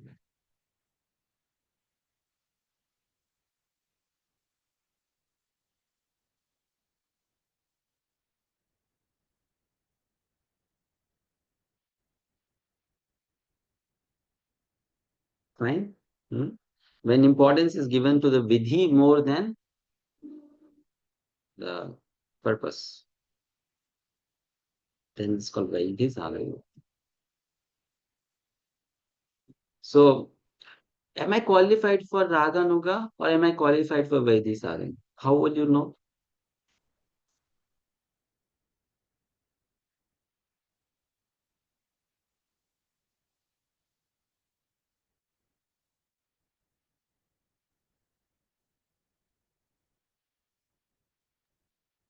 By checking our attitude or our By approach? checking your mind, your interest. Hmm. What are you interested in more? The interest you are interested more in doing the things correctly, or interested more in what is the ultimate result? Is Krishna pleased with me or not?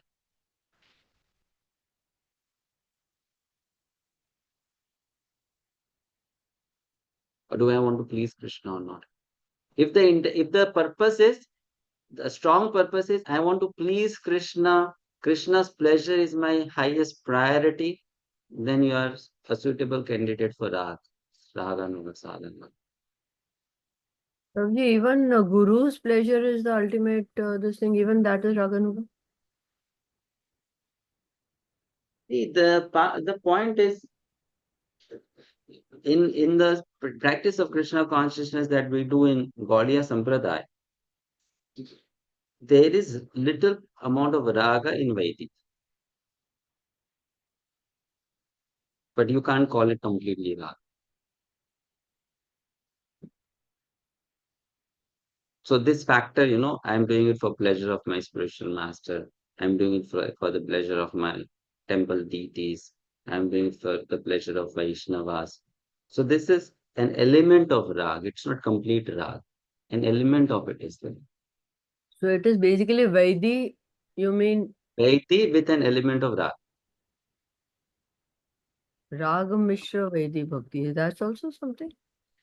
There's no technical term like that, but there is an element of rag in it. And why that element of rag is there?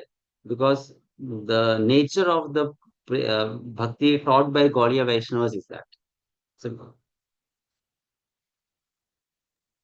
But Prabhuji, in iskcon, that is what we learn, no? That we do for the pleasure of Vaishnavas, for the pleasure of our spiritual master. So that's what you're learning. So that's what you are having an element of rag right from the day one. Okay. But this can transform into pure Raganuga? Yes. But that's just an element of rag. So that's how Gaudiya Sampradaya is flavored with rag right from day one. That's not the speciality of me as a candidate. That is the speciality of the presentation of the Sampradaya. That's how Chaitanya Mahaprabhu has presented the practice of Krishna consciousness. You're getting it? that we are told from day one. Do it for the pleasure of Guru. Do it for the pleasure of Vaishnava. Do it for the pleasure of Krishna. So that element of rag is given to us right from the beginning. But because that element of rag is very minimum and maximum is Vaidi, it cannot be called Raganuga sadhana. It will be called Vaidi sadhana. But that's the right way to go about it. That's the only way to go about it. What is the other way? That's the only way. There is no other way.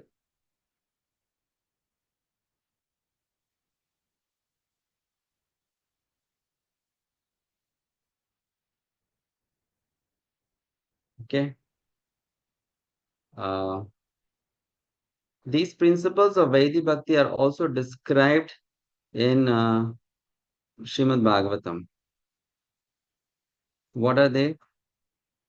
Second canto, first chapter, verse 5, where Shukdev Goswami instructs the dying Maharaj Parikshit as to his course of action.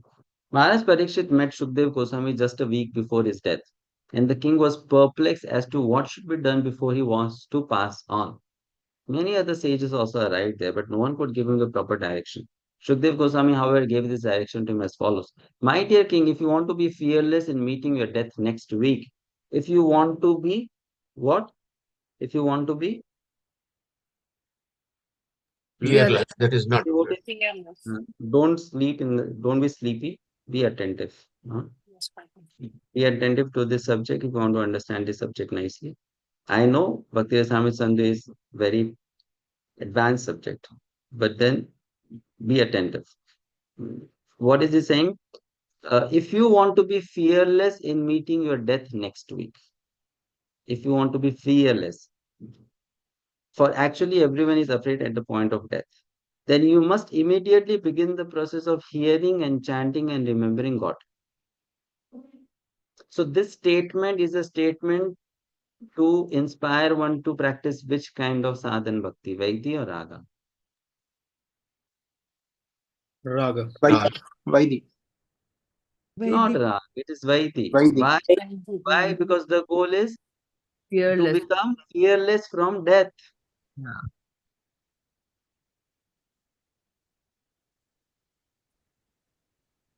Here, Shukdev Goswami's instruction is not, oh Parikshit, you have only 7 days left. In order to completely satisfy Krishna, begin the process of chanting, remembering and hearing. He's saying to become fearless from death, this is the way. So what is this? This is Vaidhi Sadhana Bhakti.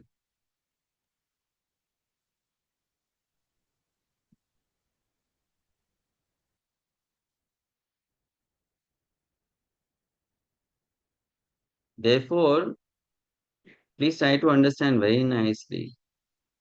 Raga Nuga Sadhana is not that easy.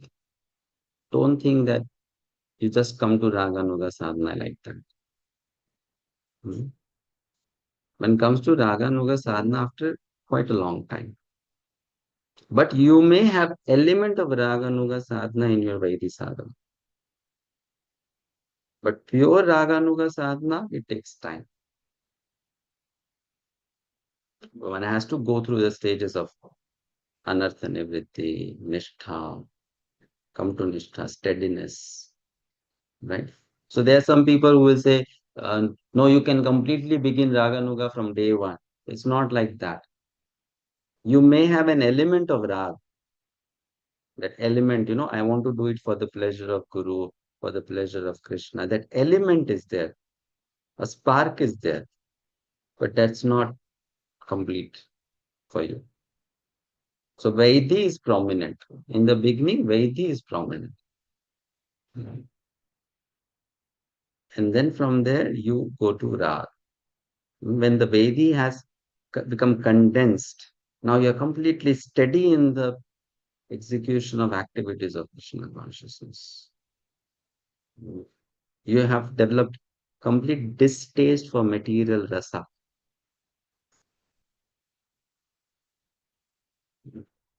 Complete distaste for material rasa. Then one enters into Raga Nulasa. Right? So if one can chant and hear Hare Krishna and always remember Lord Krishna, then he's sure to become fearless of death, which may come at any moment. So this is the inspiration to practice Vaidhi Sadhan Bhakti. Right? Hmm? Hare Krishna Prabhuji. Prabhuji, Parikshit Maharaj is known to be a pure devotee of the Lord. Vaidhi Then, Sadhan Bhakti also can be pure devotee. What is the problem? okay. Can you explain it a bit, Prabhuji? Like, okay. Prabhuji, Parikshit Maharaj comes from the lineage of the Pandavas who were the friends and they used to love and used to have all kinds of rasa with Lord Krishna. Then how Parikshit Maharaj is practicing Vaidhi Sadhana Bhakti? No, I'm not saying that he's practicing, but when he said that he's practicing, he's a pure devotee. I'm saying one who is practicing Vaidhi Sadhana Bhakti also perfectly can also become pure devotee. It's not that Rag will only make you pure devotee. Vaidhi Sadhana Bhakta can also attain to the stage of Bhava Bhakti and Prema Bhakti. That is also pure devotee. But that bhava will not be the Braj bhava. That Bhava will not be Braj Bhava. Then that means a person will not get shelter of the Krishna. He'll get a shelter of his expansion or partial expansion. Lord Narayana, Lord Nrsingadev, Varahadev. So that's a Vaikuntha Bhakti, Prabhuji. That's not a Braj Bhakti. No. But you can't say that devotee is not pure devotee. Therefore, a lot of ISKCON devotees have this misconception. Pure devotees are only in ISKCON. Why not in Sri Sampradaya? Why not in Madhva Sampradaya? Why cannot a devotee of Lakshmi Narayan not be pure devotee? Why a devotee of Lord Ramachandra not be pure devotee?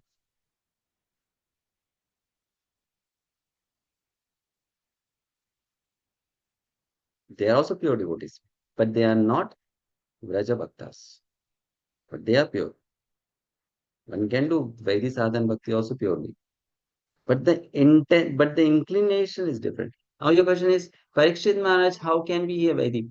Parikshit Maharaj, let's forget about what kind of devotee he is. This instruction of Shukdev Goswami is of a Vaidhi Bhakti. This instruction that you have 7 days left. If you want to become free from fear of death, you chant, hear, or remember the names of God. That instruction is pointing towards Vaidhi Sadhana.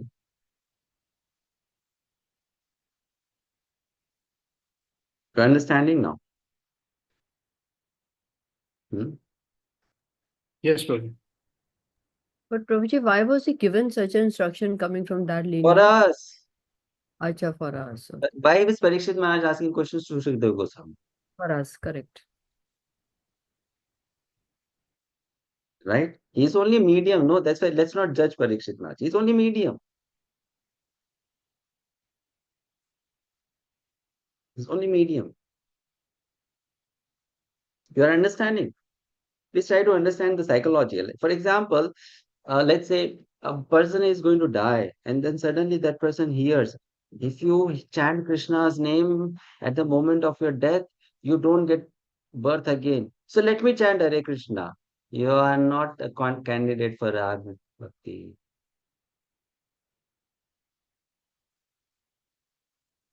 Understanding now?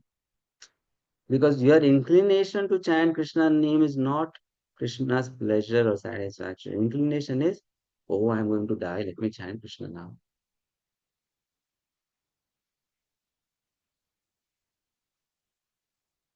Understanding or not? Yeah, correct.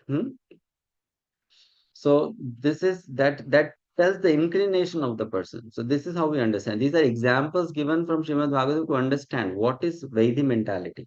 What is, so Shukdev Goswami telling Parikshit Maharaj this instruction is Vaidhi instruction.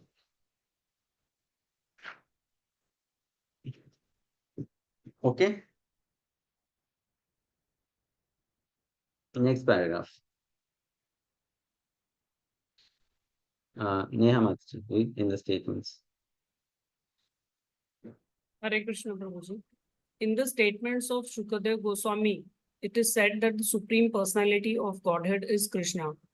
Therefore, Shukadev recommends that one should always hear about Krishna. He does not recommend that one hear and chant about the demigods. The Mayavadis, impersonalists, say that one may chant any name, either that of Krishna or those of the demigods, and the result will be the same. But actually, this is not a fact. According to the authorized version of Srimad Bhagavatam, one has to hear and chant about Lord Vishnu Krishna only.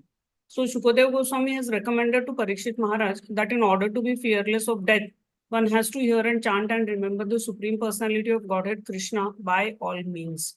He also mentions that the Supreme Personality of Godhead is Sarvatma. Sarvatma means the super soul of everyone. Krishna is also mentioned as Ishvara, the supreme controller who is situated in everyone's heart. Therefore, if some way or other we become attached to Krishna, he will make us free from all danger. In Bhagavad Gita, it is said that anyone who becomes a devotee of the Lord is never vanquished. Others, however, are always vanquished. Vanquished means that after getting this human form of life, a person does not come out of the entanglement of birth and death and thus misses his golden opportunity. Such a person does not know where he is being thrown by the laws of nature. Suppose one does Thank you. not develop. Thank you. Thank you. Right. See, do you appreciate the beauty of Prabhupada purpose? His beauty of presenting the subject matter. He's making such a high subject matter, understandable for such a low audience.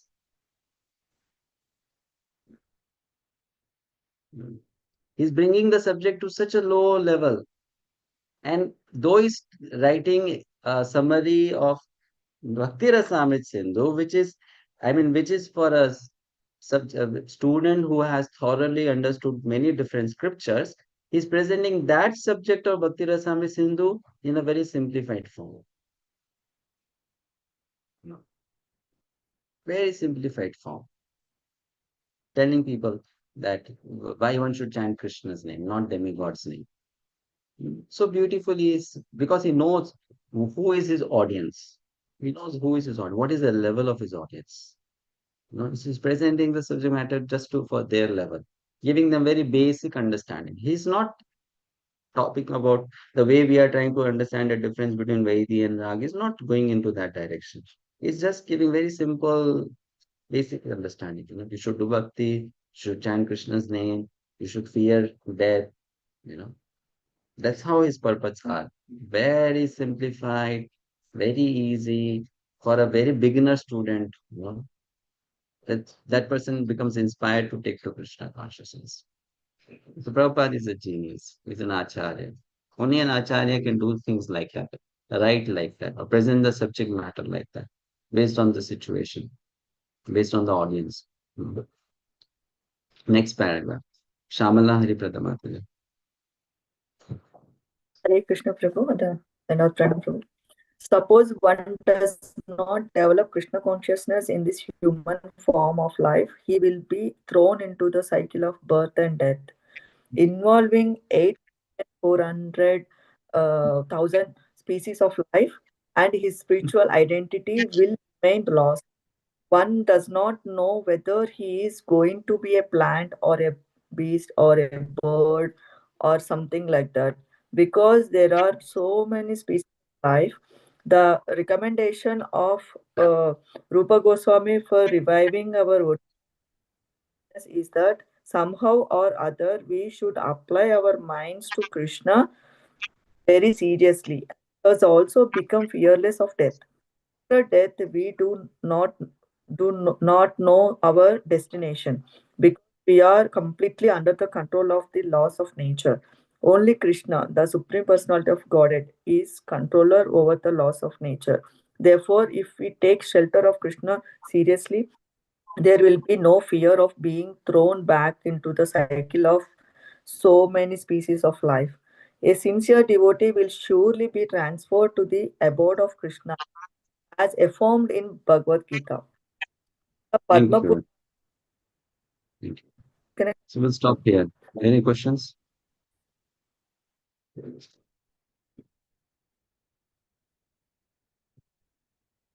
Any questions or comments? Prabhuji, you had said that if you've done Krishna Bhakti in your previous life, you'll do Krishna Bhakti in this life. If you've worshipped Lord Ram, then you'll worship Lord Ram, and so on. What if you've worshipped, you've begun your Krishna Bhakti by worshipping the gods and demigods in this life? You've, like, for example, you worship Durga or you worship Shiva, and then you have transitioned into Krishna Bhakti. So, which means that in the previous life, we've done Krishna Bhakti or we've not done Krishna Bhakti. Might have done. You might have done. You might have also done uh, bhakti to Krishna as well as some demigod worship because of lack of knowledge what pure bhakti is. So you have all types of sanskars. You have sanskars towards Krishna, you have sanskars towards Devi, you have sanskars towards Shiva. You have multiple sanskars. So then progressing into Krishna consciousness will take a lot of time if you have those kind of sanskars. No, progress in Krishna consciousness doesn't depend on what your past was. If you develop the right understanding of the process and you take to the process very seriously, then you can make very swift progress also. But it is true that those past samskars will create obstacles. So those who overcome those obstacles, they make progress. Some people may become little, slackened in their practice because of the obstacles.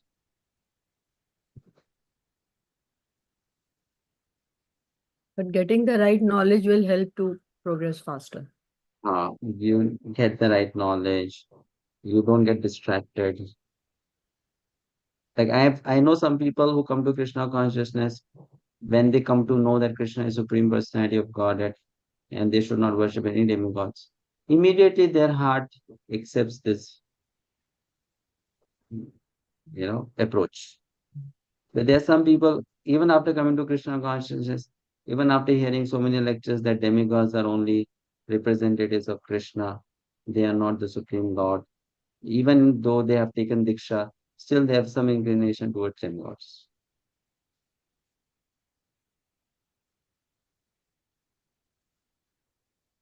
So that is because that's how your heart is. Or you do not really purify your heart. So some people, they may have a very pure heart in the sense they don't have these contaminations, but because they are born in a certain family, they're born in a certain tradition, as a matter of custom, social convention, they may accept some habits or some rituals or traditions, but their heart is not there.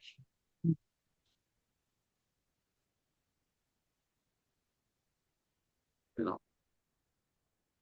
like And for example, for example, in my case, I can tell you, I was born in a pious family. My mother used to encourage me to, worship God. So we would worship Lord Ramachandra, sometimes go to temple of Shiva, sometimes worship Hanuman. But then I did it just because I was told to do it. I did not have any special attraction to any of them or attachment to any of them. And I was very attached to Shiva, or I was very attached to Hanuman, or I was very attached to anyone. Yeah, of course, I was attached to the pastimes of Lord Ramachandra, what we saw in Ramayana or Mahabharata, those, stories and those pastimes and those things, but not to a specific personality, not attached to them, not like a devout worshipper of them, a general worshipper or a believer. But then when I came to know and understand that Krishna is Supreme Personality of Godhead, then my heart accepted that truth very strongly.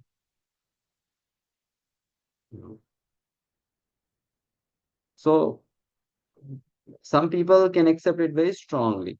Some people still don't accept it very strongly. I mean, uh, the point is that for those who have Shraddha in demigods, when some situations will come in life where they had previously approached those demigods, even after coming to Krishna consciousness, some point of time their mind will say, I used to worship Durga before. Let me maybe ask Durga for this help.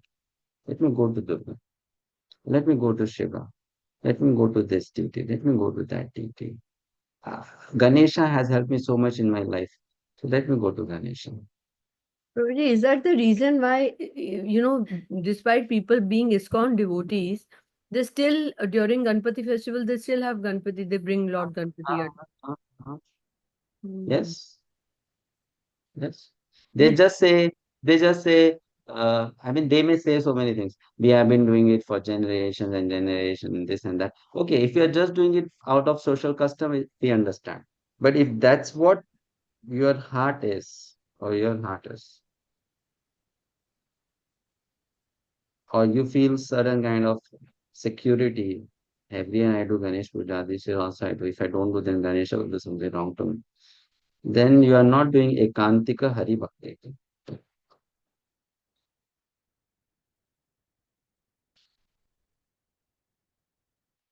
Prabhuji, sometimes the social situation is like this, that you don't get Ganesh at home during the Ganpati festival, but you've got Ganpati deities at home, and the social situation is such that you cannot give that deity to anybody. That Don't deity, give the deity of anybody.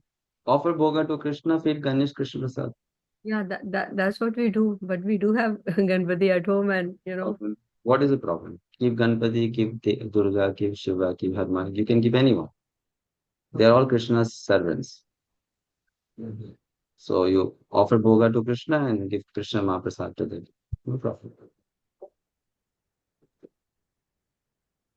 Probably even sometimes a few devotees observe Shivratri fast also, and Because they Shiva say, is a Vaishnava. yeah, They don't see that's Shiva as a demigod. They see Shiva as a Vaishnava. He's Hari only in a different form. He's not demigod. Vaishnavas don't see Shiva as a demigod.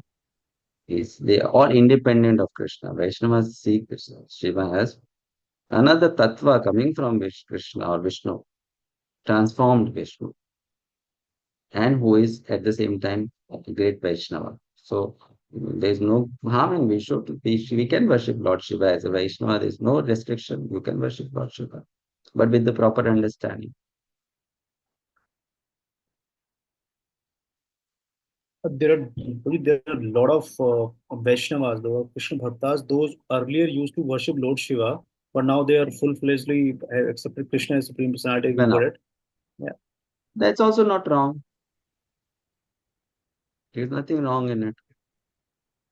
But if they have given up worship of Shiva with a kind of offensive mentality towards Shiva, or Shiva is nothing, then you cannot make progress in Krishna Bhakti.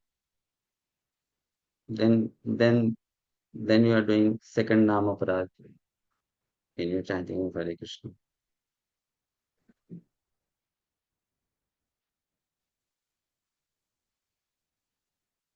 So, if you are worshipping very devotedly a particular deity in the past, and now you have taken to Ekantika Hari Bhakti, if you want to give up worship of that deity, you should humbly fold your palms and you should tell to that deity that so long I have served you, by your mercy I have come to the shelter of Krishna Bhakti. Now, because I am doing Ekantika Hari Bhakti, I am sorry I don't have time to do your worship. So please excuse me. I am not rejecting you, I am not offending you, but because now I have gotten shelter of your master, I have time only to serve him. So please don't mind if I give up your seva and serve your master. That's the way of leaving a seva for accepting Hari seva. But if you say, oh, Ganesha, get lost. Who are you? You're just a demigod. You know, then you're doing Namaparad. And then can you give those deities to somebody else to serve if they wish to Yeah, have? you can give. What's the problem? You can give. One who has Shraddha in that deity, give to that person.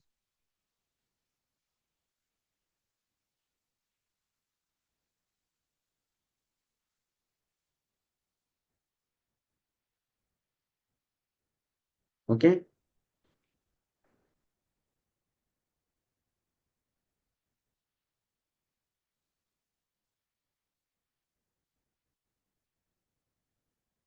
Any other question?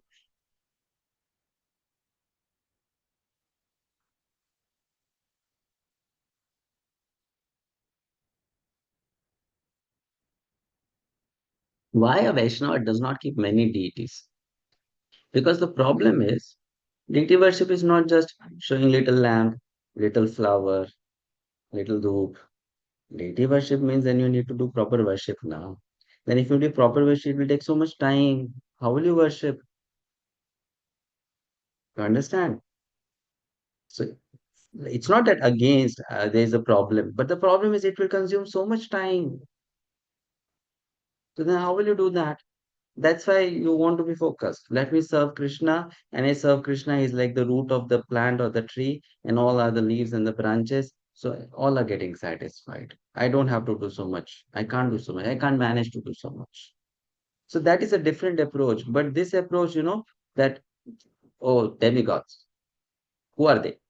So that's a very offensive approach. And initially, when we come to iskcon, if we are not mature or we have not heard from a mature person, we may develop that offensive mentality towards demigods,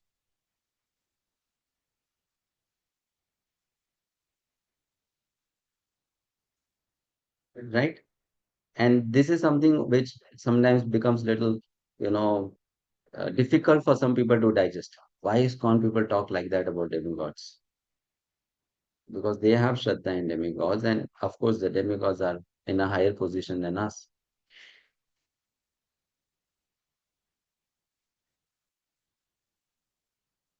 Some of these demigods, they participate in Krishna Leela.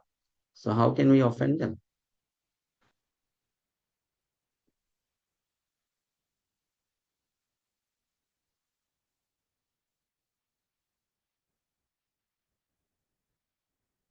Like Surya Devata, he's a Vaishnava, no? Imam Vivasvate Yogam, he's a Vaishnava. So if I say, who is Surya Deva? I don't care for Surya. But Surya is a Vaishnava. So he also comes as Vrishabhanu Maharaj, no? Srimati Radharani's father. Is that true? Means, Surya Devta comes as Vrishabhanu Maharaj as Srimati Radharani's father. Is that true? I heard somewhere. Amsha, Surya. There's an eternal personality, Vishwabha. And then there will be a sadhaka who is a Surya Devata. Because that sadhaka wants to serve under the custody of Vrishabhanu Maharaj. So when that eternal Nitya Siddha Vrishabhanu comes, this sadhaka, Surya Devata, will also participate in the same body in Bhauma Leela for practicing. Prabhuji, please explain once again. Probably confusing. Please, once again, Prabhuji. So, like, okay, let's take another example. There is a Nitya Siddha Prahlad. There is a Nitya Siddha Prahlad. Fine. And there is a Sadhak Prahlad. So, because there may be a person no, who wants to serve Lord Narsinga like Prahlad Maharaj. There might be a person like that. So we call that as a Sadhak Prahlad. And there's a Nitya Siddha Prahlad.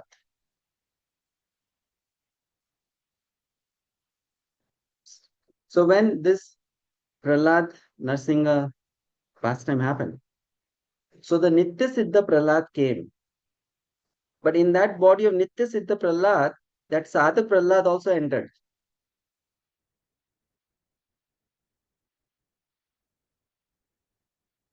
That's the benediction given to him for having that. So that Sadhak Prahlad is that which we are going to study in this Nectar of Devotion. Rupa Goswami gives the example that one day one man wanted to meet his lover and they both met in a Nrsimha temple on the day of Nrsimha Chaturdashi, you know. So they had come together to spend some time with each other as boyfriend and girlfriend. But somehow that they got a quarrel. And because of the quarrel, that lady, she left him and he fasted for the whole day. So he unconsciously observed fasting on the day of Nrsimha Chaturdashi. Because of that, he developed the Sukruti to be born with the Nitya Siddha Prahlad in the same form.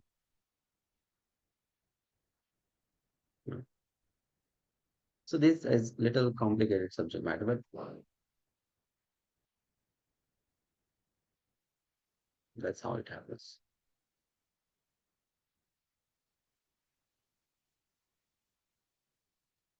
You were so right when in the beginning you said that material education is nothing in front of all this. It is true. Okay. So Prabhuji, the Sadhak Prahlad is there always in the material world, or? No, there'll be in different sadhaka prahlad. One sadhaka prahlad gets perfected, someone else may want to also become like that, experience the same rasa. So there may another sadhaka prahlad. And that sadhaka prahlad will join the Nitya Siddha prahlad. So this, coming back to the original story, so this Vrishabhanu Maharaj who came, he's the Sadhak Suryadev. Nitya Vrishabhanu Maharaj is there, Nitya Siddha Vrishabhanu Maharaj. But in the same body, there is sadhak also. So that sadhaka is getting trained. Prabhuji, it means two souls in one body. Yeah. First also in one body.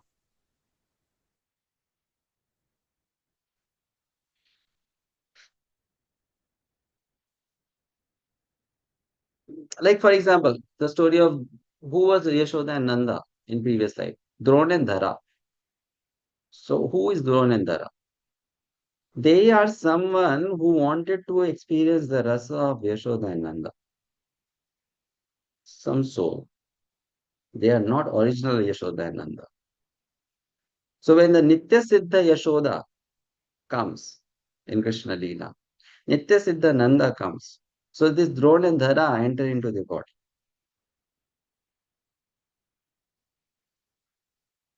And with them experience that rasa of serving Krishna and develop that rasa. What happens to these souls then? Once they've experienced that rasa, Then they have been with Yashoda, they have learned from Yashoda how to serve Krishna. Then Krishna will decide based on their desire what position Krishna wants to give them to serve, whether in Bhoma Leela or in Nitya Leela, in Vatsalya Ras.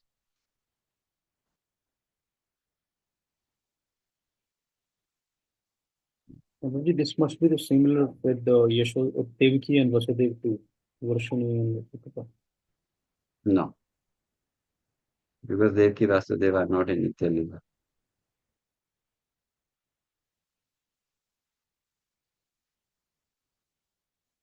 Devaki Vasudeva is not in Goloka.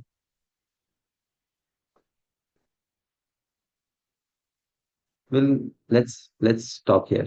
This subject anyway is of a different scope. So we'll stop here. So we should study, right? More. This we know nothing, isn't it? We should study more. We should know more. Get deeper understanding.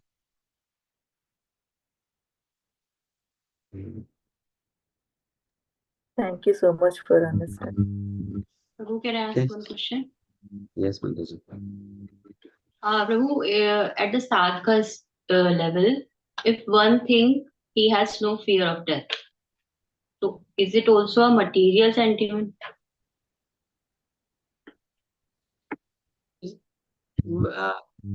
Mataji, the thing is that for a conditioned soul, the mind is very trickery. Trickery means a conditioned soul should not go so much into one's feelings. Because the conditioned soul's mind is contaminated. So those feelings are not very appropriate. Those feelings are transitory. Transitory means what? It depends on the modes. Therefore, it is always good that if we are a sadhaka, we should not give too much of importance to our changing feelings and all that.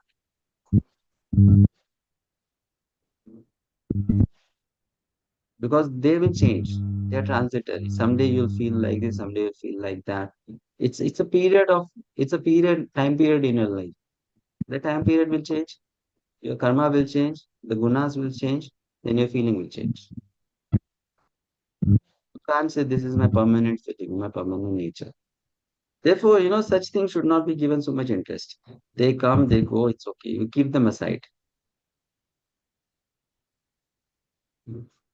Keep them aside. This is a very big mistake which generally uh, devotees in female body they get into. Because it is explained in the scripture.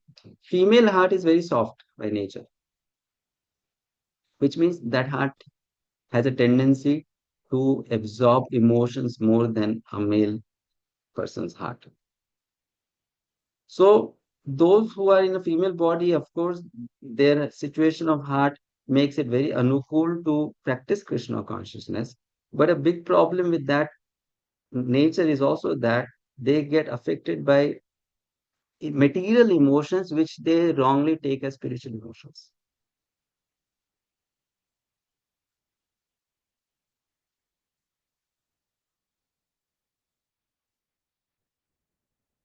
It's not a problem of an individual, it's a problem of that Prakriti.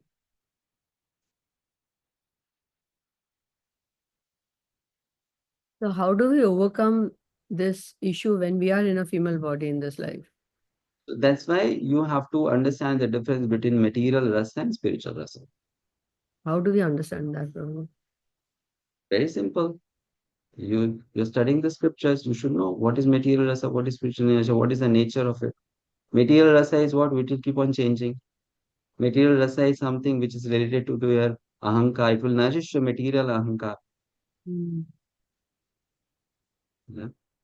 Second thing is that because I'm still a sadhaka, how can I experience spiritual rasa?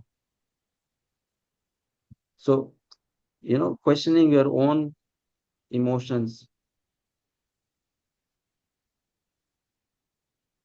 So therefore, it's not that we have to now become emotionless, but it's just that don't take those emotions very seriously as spiritual emotions. It's not that we should obstruct our emotions. Let them come out. But don't misjudge them as spiritual emotions.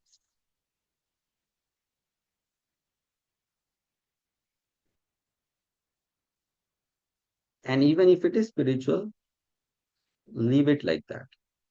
Don't think too much about it. Don't talk about it. Why? Because I'm not at the level of that uh, understanding that I can discriminate. So if it has come by Krishna's mercy to you, it may be possible that Krishna is merciful to you and Krishna has given you a momentary experience of some bhava. Possible. But then leave it like, okay, Krishna was merciful, Krishna gave it to me, fine now. Don't think too much about it.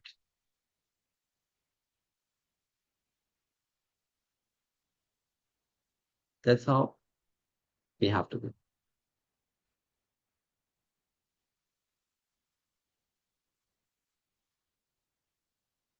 Because we have to keep the focus always proper. I'm not here to experience those emotions. I'm here to serve Krishna. I'm here to please Krishna. Shukdev Goswami is narrating Bhagavatam to Parikshit Maharaj. From inside, there's a burst of emotions. But then he's not letting those emotions come out. Why? Because this was not let me do my seva of speaking Bhagavatam to Parikshit. So emotions, you get aside. Seva is important. Right? So this is actually highest level of devotional service. What is that? When you even give aside your emotions which you are actually nourishing because of pleasing Krishna, so that those emotions don't become an obstruction to serve Krishna.